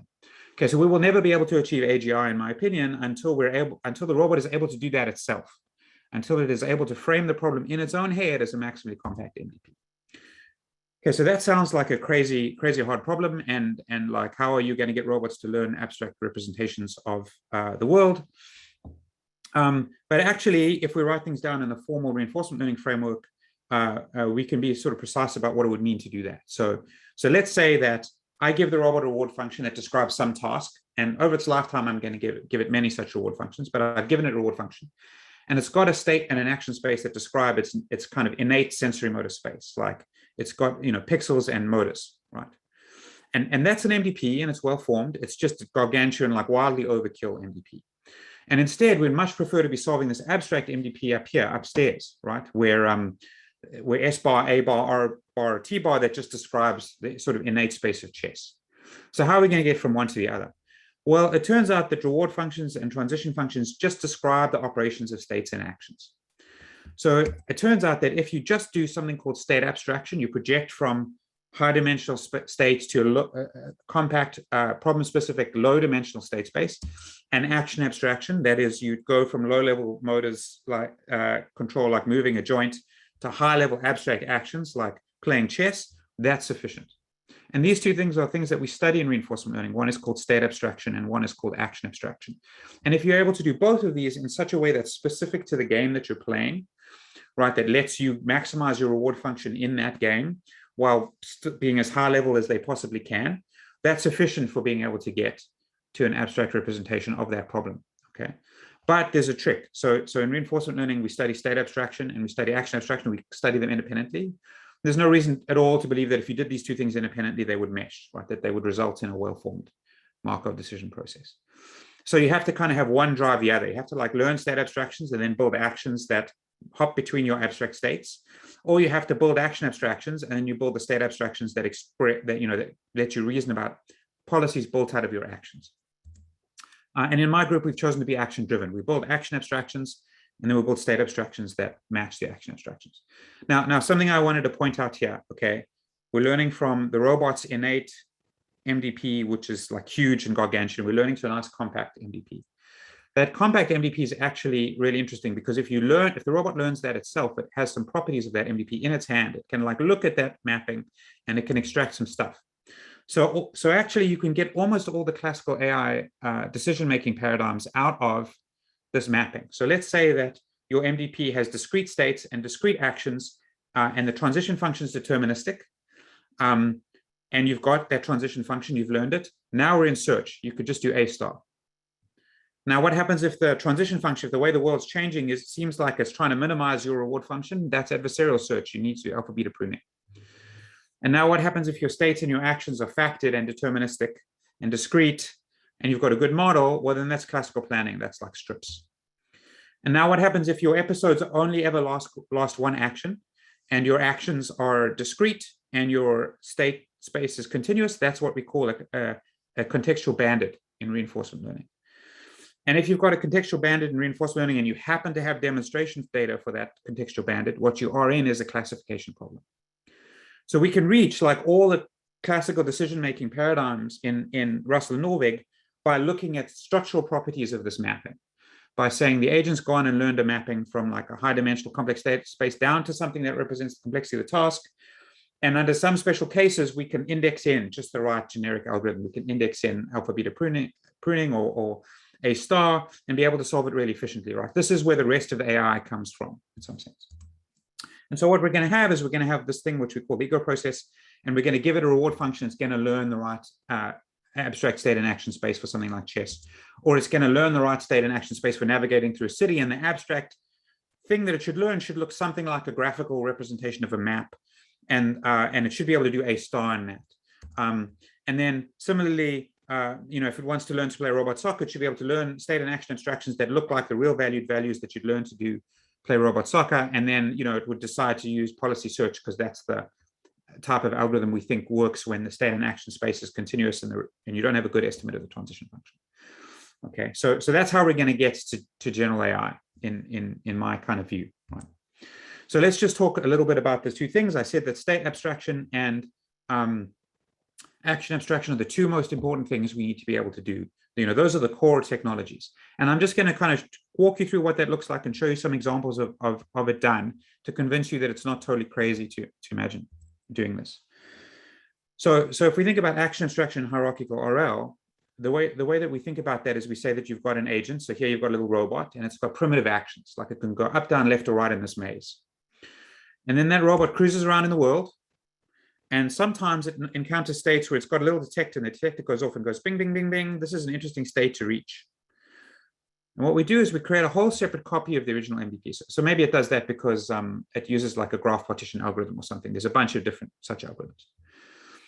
What we do is we create a whole separate copy of the problem, and we move the goal from where it was originally to that state that we think might be an interesting place to go. And we create a whole separate RL problem, and we learn to solve that RL problem. When we learn a policy that reaches that sub-goal. And we call that policy a skill. And we give that policy to the agent. So now instead of going up, down, left, or right, it can also execute that policy, and that runs that little skill and gets it to that target state. Okay, so what you do is you isolate a separate reinforcement learning problem, you solve that separate reinforcement learning problem, and then you give it as an action back to the agent. Okay. So now instead of going up, down, left, or right, it can just choose to go straight there. So more formally, this is called the options framework. It dates from 1999, Sutton, Precup, and Singh. And what you do is we call it like a high-level skill an option O, and it's a thing that consists of three things. A sort of initiation set, that's the set of states from which you can choose to execute that action. Then there's a termination condition that tells you when to stop. Okay, that's like this is your sub-goal or something that you're trying to reach, and an option policy which tells you which action to take in every state in the initiation set to drive the agent towards the termination condition. Okay. Now, the original work in hierarchical reinforcement learning showed that if you gave the agent these options, it could do learning and planning much more efficiently. And also that in some cases, if you gave it portable options, it could improve its learning across a whole range of problems. But one of the kind of open questions has always been like, how do you find these options in the first place? Is an agent going to learn them on its own? And so my lab has got this kind of long-standing push to say, okay, we want to build these options in such a way that executing one lets you execute the next one. We want to build them so that you can chain them. So, I don't just want high-level skills that can run somewhere in the environment. I want high-level skills that if I've got a goal, executing one high-level skill either gets me to the goal or it lets me execute the next high-level skill. And what that means is that the goal of one skill is inside the initiation set of another skill. We call this the skill chaining condition. And we have a bunch of papers on that. I encourage you to look them up. They're fun.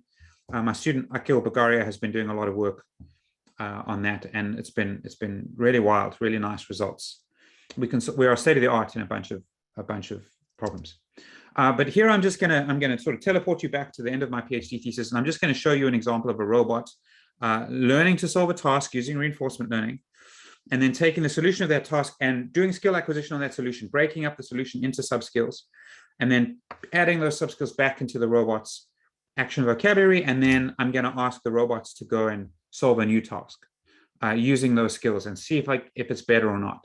So here is a robot. So just to describe to you what's happening is there's a bunch of places the robot can go up to. I'm not good at computer vision, so I just stuck an AR tag on the places. And then the robot can sort of stick out its hand at a location and move it left or right or up or down or lean forward or retract the hand. Okay. And so what it's going to do now is it's going to do reinforcement learning, and this is sped up, obviously. It's just going to try to do stuff. And what it'll eventually find is that when it goes up to that white button on the right, it sticks out its hand and it leans forward, there's a sort of click. And if you do that an odd number of times, it unlocks the door in the middle. And after you've unlocked the door at the middle, if you go to the lever on the left, the pink one, and you stick out your hand and you pull down, it'll open the door. It's currently locked, so it's gonna, it's trying out all the stuff. It'll figure out how to unlock it. And then you can go through the door, and if you go up to the green switch in the bottom right, you go up to the green switch and you stick up your hand and you lean forward, you push the switch, and the robot gets out of the room. It gets 100 points and it gets to go home. Okay, so in the top right, you'll see the reinforcement learning process. It takes about 5 episodes to solve this problem. In the left, you'll see the solution. Okay, so the robot has learned through reinforcement learning a policy for pushing the button. Then it does a little scan. In the bottom left, you can see its vision happening. And then it's going to go over and it's going to pull the handle, and then it'll go through and push the switch. Now, what you have to remember here is that this is just a sequence of lots of tiny little motor things, right? And through laborious trial and error, the robot has learned to sequence them in order to be able to reach its goal. So you and I would assign meaning to them, but really it's just done reinforcement learning to find a policy. So now it does a little scan of the environment, and then it sees that it can approach and push the switch, and it gets 1,000 points and it gets to go home. Okay, and then we can take the solution to that problem and we can apply a skill acquisition algorithm to it, and we get out higher level skills like pressing the button. Now, this is always something the robot could do by assembling lots of low level skills, but now it's chunked those low level skills. It's taken the raw sensory motor stream from executing those low level skills, and it's put them into one motor skill. And now it can just make one decision and can do things like pull the handle, right? And it could do reinforcement learning to pull the handle better if it wanted to, although we don't do that here, and pushing the switch. Okay, there we go, pushing the switch. And now if we take those skills and we give them to the agent and we let it solve a second task with and without the skills. So on the right, you'll see it with acquired skills, on the left without acquired skills. What it's got to do in this environment is if it pushes the green switch on the right an odd number of times, it unlocks that door. If it pushes the white switch on the left, that'll open the door if it's unlocked, but it covers the white switch in the bottom left. Then it's got to go through the door and pull the pink handle. That'll close the door, revealing the white switch on the left. And then it'll go up to the white switch on the left and push it. And then it gets 1,000 points and it gets to go home. So this is a new environment. And if you watch the agent on the right, you'll see that it's going up to switches and pushing them and going up to buttons and pushing them. It's not like waving its arm around, trying all the things, whereas the one on the left is learning at a much lower level. Okay, so as a consequence, you'll see that the agent on the right is able to solve the task much more quickly than the agent on the left. And just like, qualitatively, it's learning and interacting with the world on a much higher level. It's not waving its arms around. It's just interacting with the objects as it can see them.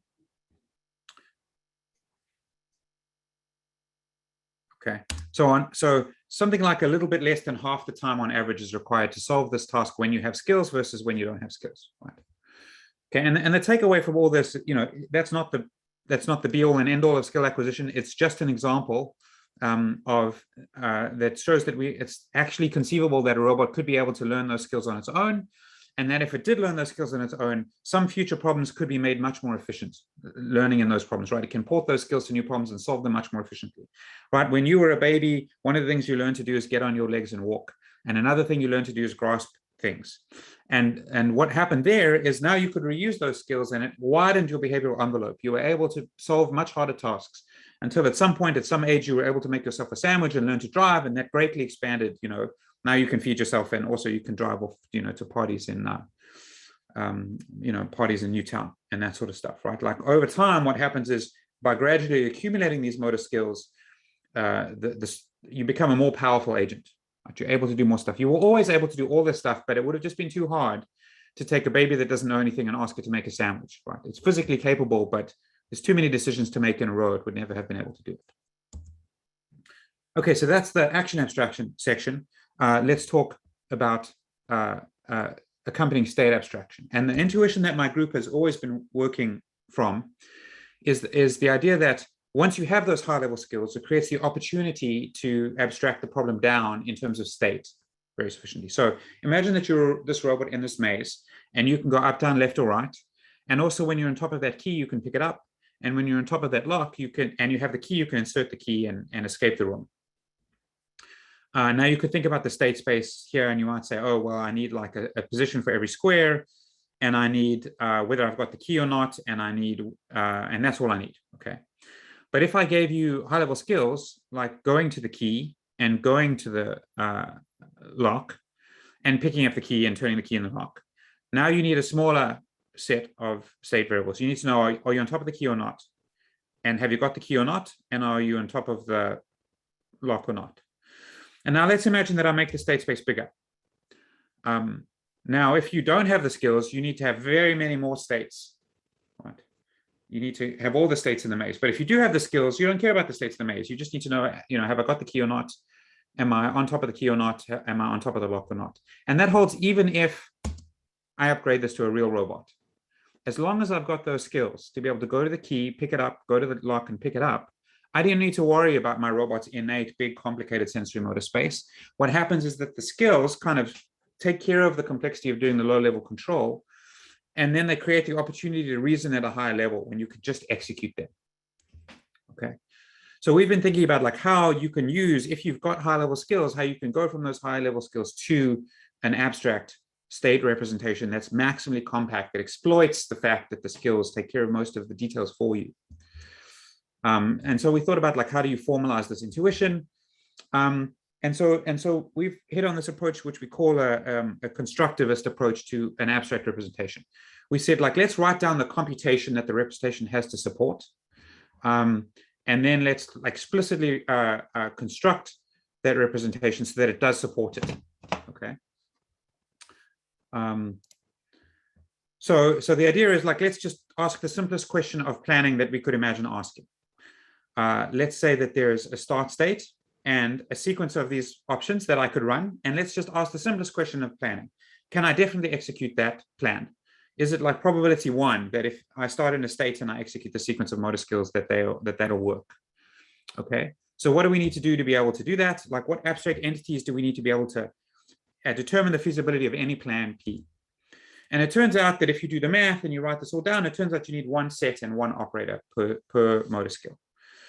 What you need is the set of all states from which you can execute the motor skill. Okay, so that gray thing's like the set of places from which you can push the button. And that corresponds exactly to an options initiation set.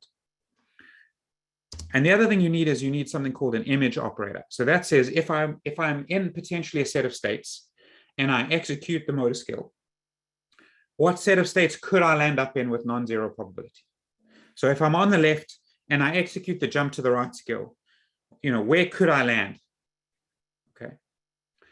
And just to sort of show you the proof sketch of why this is necessary and sufficient for doing this reasoning, if you were a robot and you start with in a set of states Z, and you want to know whether you can execute a plan made up of option 01 and then option 02 with probability 1. You ask, can I execute option 01? And the answer is you can execute option 01 if and only if Z is a subset of the places from which you can execute that option, right? So that means every state in Z is also in the precondition of that option. Okay, that's an if and only if. And then you say, okay, now if I'm able to execute 01, where do I land up? And you say, well, you land up in the image of 01 from the state Z. And then you say, can I execute option 02? And the answer is yes, if and only if that image is inside the precondition of 02. That is, there's no state inside the image that's not also in the precondition. Okay, now that's an if and only if condition.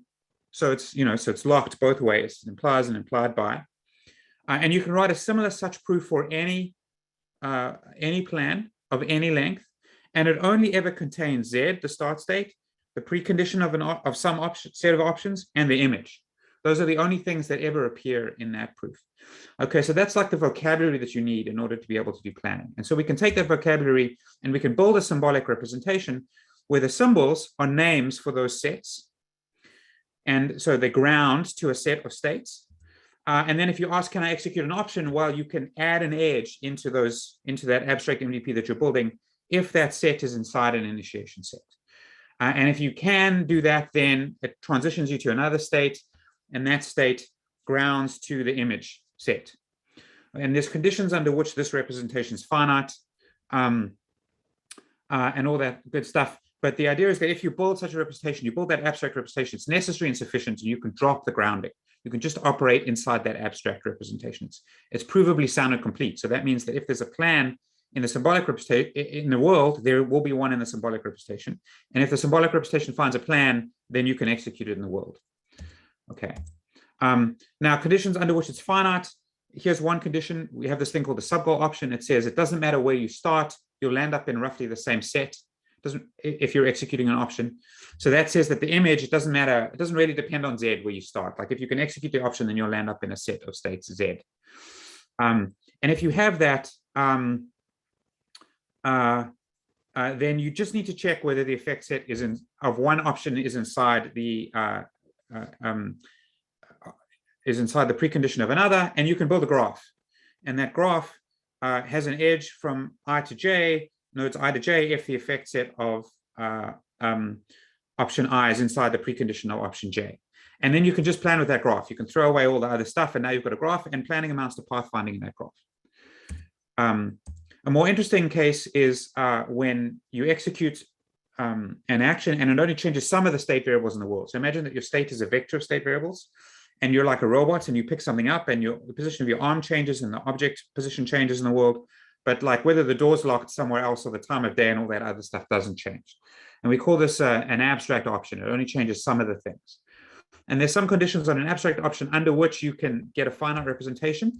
And what you get is strips, which is exactly the formalism that has always been used for classical task planning.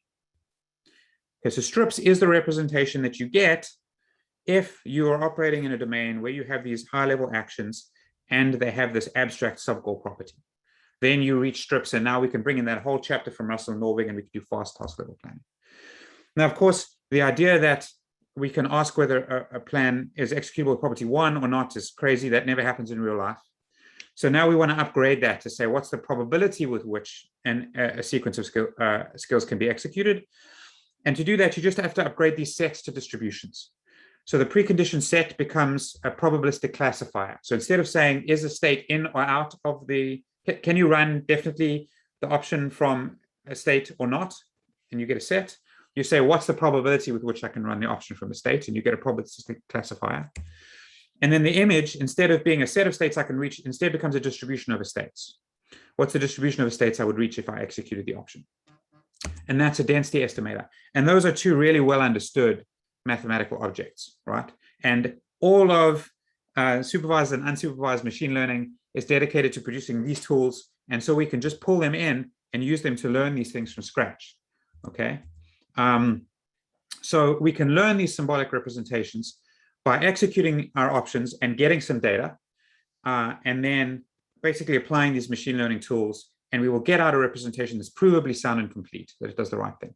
So let me show you that happening on a robot, right? Here's an experiment that we built when I was at Duke. So on the left, you can see a schematic of a room, and on the right, you'll see two different pictures of that room. On the left, you can see that there's a cupboard in that room, and on the right, you can see it. It's kind of like a blonde wood cupboard. And next to that cupboard is a switch that can be on or off. And then a little further down, there's a cooler that's blue. And for now, we're not worrying about learning the skills for now. We're just going to give it to the agent. I handcrafted motor skills for the agent, where it can move between the cooler and the cupboard. It can drive itself between those two. And if both of its hands are free, it can open or close the cupboard or the cooler. And if it's standing in front of the cupboard, it can turn the switch on or off. And additionally, there's going to be an object. You can see it on the top right. It's a green bottle that could be inside the cooler or the cupboard. And if the robot can see the object, it can pick it up. And when it picks it up, it kind of holds it up here. Right. Now, there's some tricks in this room. The light switch controls the light that lights up the inside of the cupboard, and it makes it so bright that the robot can't see anything inside it. Okay. So the light's got to be off if you want to interact with an object inside the cupboard. But additionally, when you open the cupboard, it blocks access to the switch. So the cupboard's got to be closed for you to be able to access the switch. And finally, when you're carrying the object and it's up here, you can't open or close the cupboard or the cooler because you need both hands to do that. Now, you or I could write a small abstract representation of that problem. Okay, what state variables do we need? Cupboards open or closed, switches on or off, coolers open or closed. You got the object in your hand or you don't. But of course, we don't want to provide that to the agent, right? That's cheating. That's what all of the rest of AI is doing, and it's never going to result in an AGI. So instead, what we're going to give the agent is we're going to give it raw pixel information. Okay, more precisely, we're going to give it its pose in the map, right? Like where it's standing in the room. So that's X, Y, and theta. And we're going to give it a voxel grid of the whole room. Now, I'm just showing you of the cooler. I've clipped it, but it's actually the whole room at the same time. And we're going to give it its raw joint angles of both of its arms. And I'm going to ask it to learn a symbolic representation. So the way that this happens is here's the robot in the room, and it's just executing skills. And it's observing, like, what big point cloud do I see? Which skills can I execute? Pick one of those skills, execute it, and observe the big point cloud that happens afterwards. And so this is what that looks like there. Turn the switch a few times, it opens and closes the cupboard. Now you can see the light was on. It's opening and closing the cooler. It's going to pick up the object in the cooler at some point. There we go. Turning the switch. And it's just exploring the world, and it's building up data, right? But it's all that data is in the low level, kind of highly detailed representation, okay? And then after about 160 executions of these options, which takes a couple of hours, the robot can learn an abstract symbolic representation. So let me show you what that representation looks like. The representation is up there in the top. It's a piece of text, okay? So it's a text file, so it's unambiguously a symbolic representation. But what it has in it, and that's what strips looks like, a modern version of strips called PDDL. It says if you want to navigate to the cooler, then the robot, then symbol 1 must be true. Afterwards, symbol 1 will not be true and symbol 0 will be true. And it will take about 37 seconds to do that. Now, it's not just learned that abstract representation, it's also learned a grounding for each of those symbols, right? It's invented the symbols and learned a grounding for them. So they're distributions over the low-level state, and these distributions happen to refer to its location in the map.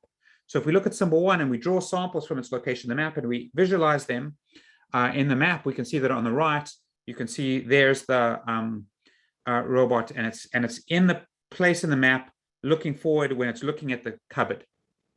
And if you look at symbol 2, those distributions are drawn from it where it's looking at the cooler. So one way to interpret this is it says you can navigate to the cooler when you're standing in front of the cupboard.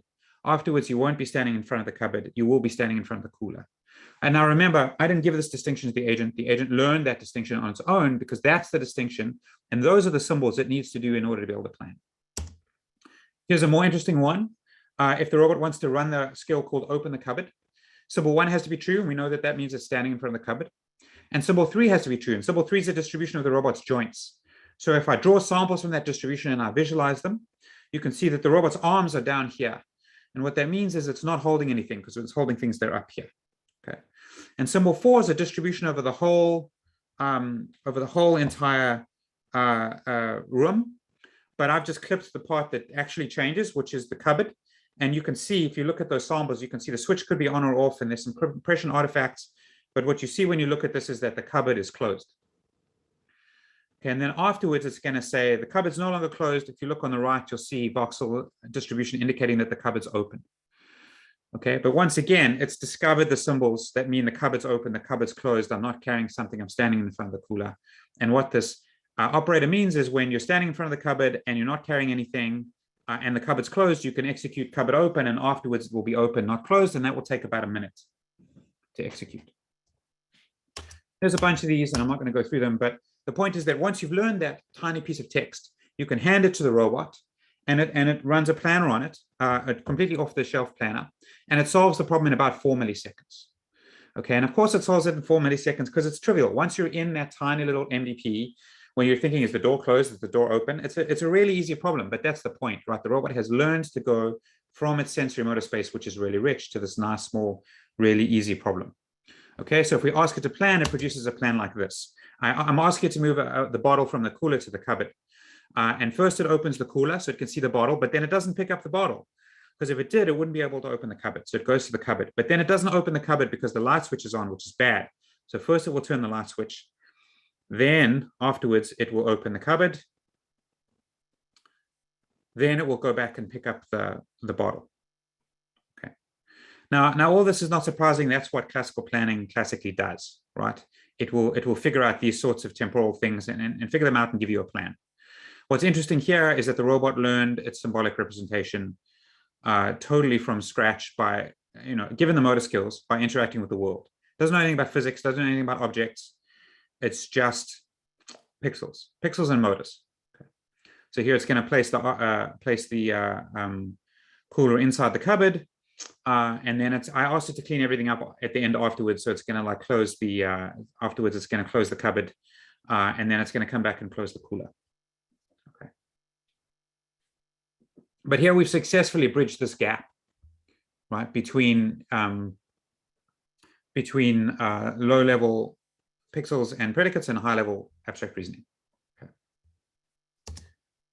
Now, this framework has been in development for a long time. There are now, I think, 12 instantiations of it. 1, 2, 3, 4, 5, 6 of them on robots, 5 of them on real robots. The rest of them on sort of interesting pixel-rich games. So it's actually quite well developed. We've applied it in a bunch of places, and candidly, it's a pain in the ass to get working, but then it does work. So this is quite far along, and some of these papers do interesting things. The AGI 2016 one combines this with a true hierarchy, pulls layers of these things on top. The NeurIPS 2017 paper does active learning to efficiently get the data to learn that representation. The IROS 2018 paper learns it for parameterized skills. The RSS 2020 paper combines it with language, so where the language is grounded to the learned symbolic representation. Two of the papers which I'm going to talk about now, which are due to Steve James, who introduced me, are about portability. So one of the problems with this representation is that when you learn it, if I took that learned representation from that robot in that room and I put it in another room, it would have to learn it all from scratch because it was all very specific to that problem. So it would be much better if we were able to learn a representation like, oh, this is what happens when you open a cupboard, and then all future cupboards would know how to do stuff. So Steve's first piece of work here learned a sort of egocentric representation of those skills, where like if you learn to go down a ladder, you learn a precondition and an effect set for ladders, and then everywhere a ladder occurs in a computer game, you can reuse that operator. Okay, and as a result, you get what we call a lifted operator. It has some parameters in it. It has to be parameterized in order to be able to be grounded in a specific task. Okay, but then if you do that, you can do much more efficient learning because you don't have to relearn that thing over and over again. You just need to learn to fill in the parameters. And then Steve took it even further, and this work is not published yet, but it's very exciting. It's really, really a big deal, if you ask me. Instead of being agent-centric, we can be object-centric, right? Like if you learn to use this cooler, you should be able to use all future coolers, right? Wherever you see them in the world.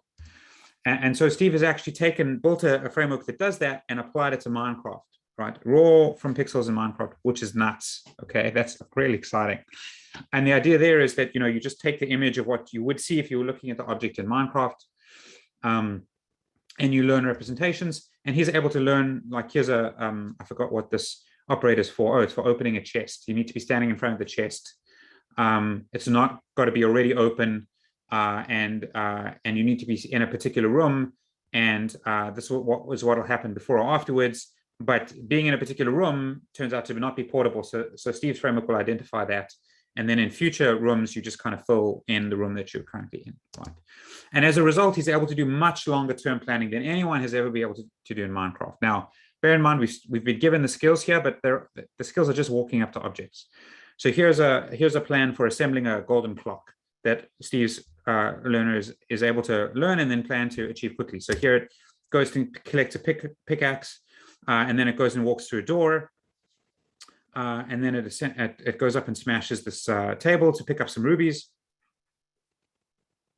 And then it's got a slightly suboptimal plan, but it goes to the next door, goes up to this crafting table, observes that the crafting table doesn't have anything on it, goes through the next door, next couple of doors to be able to get to this gold block, breaks the gold block to get the kind of raw materials that it needs. And then it takes those raw materials to the crafting table and uses them to craft a block. Now, if you were to do this in an end-to-end deep learning way, you just can't, right? Like they're just anywhere near this level of complexity of behavior. Right? So this is like super exciting, super exciting. Okay, so just to kind of wind everything down. First of all, you should read Steve's papers because they're cool. And some of them are not published, but if you send him an email politely, he might be able to send them to you. The key takeaways, though, that I want you to remember from this talk, the first one is that learning an abstract representation is necessary for general AI. Right? This is how we're going to go from agents that we have to set everything up for and have them run stuff, and they're single-use narrow AI agents, which is like just definitionally not intelligence, right? To an agent that has a rich sensory motor space like a robot and is able to solve many problems, but is able to bridge the gap between the complexity of the problem that the robot has to face, its own sensors, which are about its own complexity, and the complexity of the task that it's facing, which is often much simpler. Okay. And then we've built this principal path to reasoning about the symbolic representations. And the idea is, we can ask and answer the question, what are representations for? Okay, what are they? And we can say, this is the math thing I need to be able to do with them. And now we can prove some theorems, and not being flaky about the representations, we can actually construct them that have some theory behind it. And also that there's this close link between representations and skills. If you learn some skills, we've shown that mathematically that is sufficient to specify the symbolic representation that you need, and that representation is learnable, which is very exciting. Okay, and just remember this giant big picture. We're going to have a robot with a huge sensory motor space. It has to be huge if it's a generally intelligent robot, and it's wandering around the world, and you're handing it tasks, a reward function one at a time, and it's going to learn an abstract symbolic representation for each of those tasks, and that's going to represent the complexity of that task. And it's going to deploy the right generic algorithm for each of those tasks. And that's how we're going to get there. And then we can all retire to the beach and the robots will do all the work. Okay, thank you. That's all I have for now. Thank you all. It's great to get to talk to you. Great to virtually be at Wits. I love you guys. And great to, all of this stuff, a lot of it is in collaboration with the Rail Lab, who are amazing and outstanding in every way. Okay. How do I go back to the thing where I can, maybe I'll stop sharing somehow. I can't see my mouse cursor, which is a little disconcerting. If I go pause share, that's the right thing to do. And oh, I see there's a bunch of questions in the chat. Shall I answer those maybe? I'm not hearing anyone else. Steve? Yes. Yeah. Okay. Yes.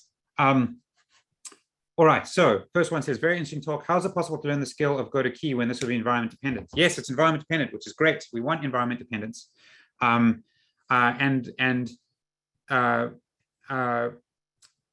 the moment, we have good skill acquisition algorithms, like those ones that I showed you that in the robot. We have better ones now, and they just you just sort of you need to kind of understand the underlying piece of math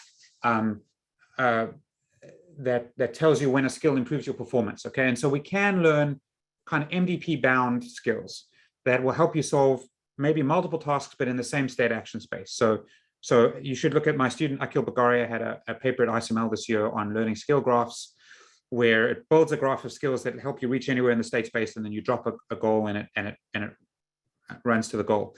we don't yet understand how to make them portable. So that's getting there. And yeah, it's a big open question, but one way to think about what we've done is we've said that if you can do that, then the symbol stuff is kind of solved, which is very neat. Christian asked, can you pre-train the robot with a VirtualBox environment and learn skills before running it in physical environment? Yes, you can. I think, though, that that's philosophically misguided. Okay. I think the idea that we're going to run around behind the robots building simulators of the environment for them is bad. Okay, that's like we've got this big deep learning hammer, and deep learning is powerful but not sample efficient. And it is true, and like this is a true fact, right? If you have enough data and a big enough net and a reward signal, you can learn anything, right? Like arbitrarily powerful function approximator, gradient descent, which works, you will learn the thing, right?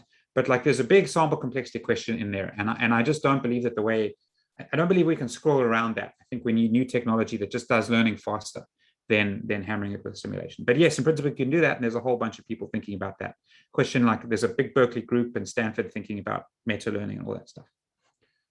Okay, Jade says, oh my God, come visit. Yes, come visit in the spring. I'm dying for some real food.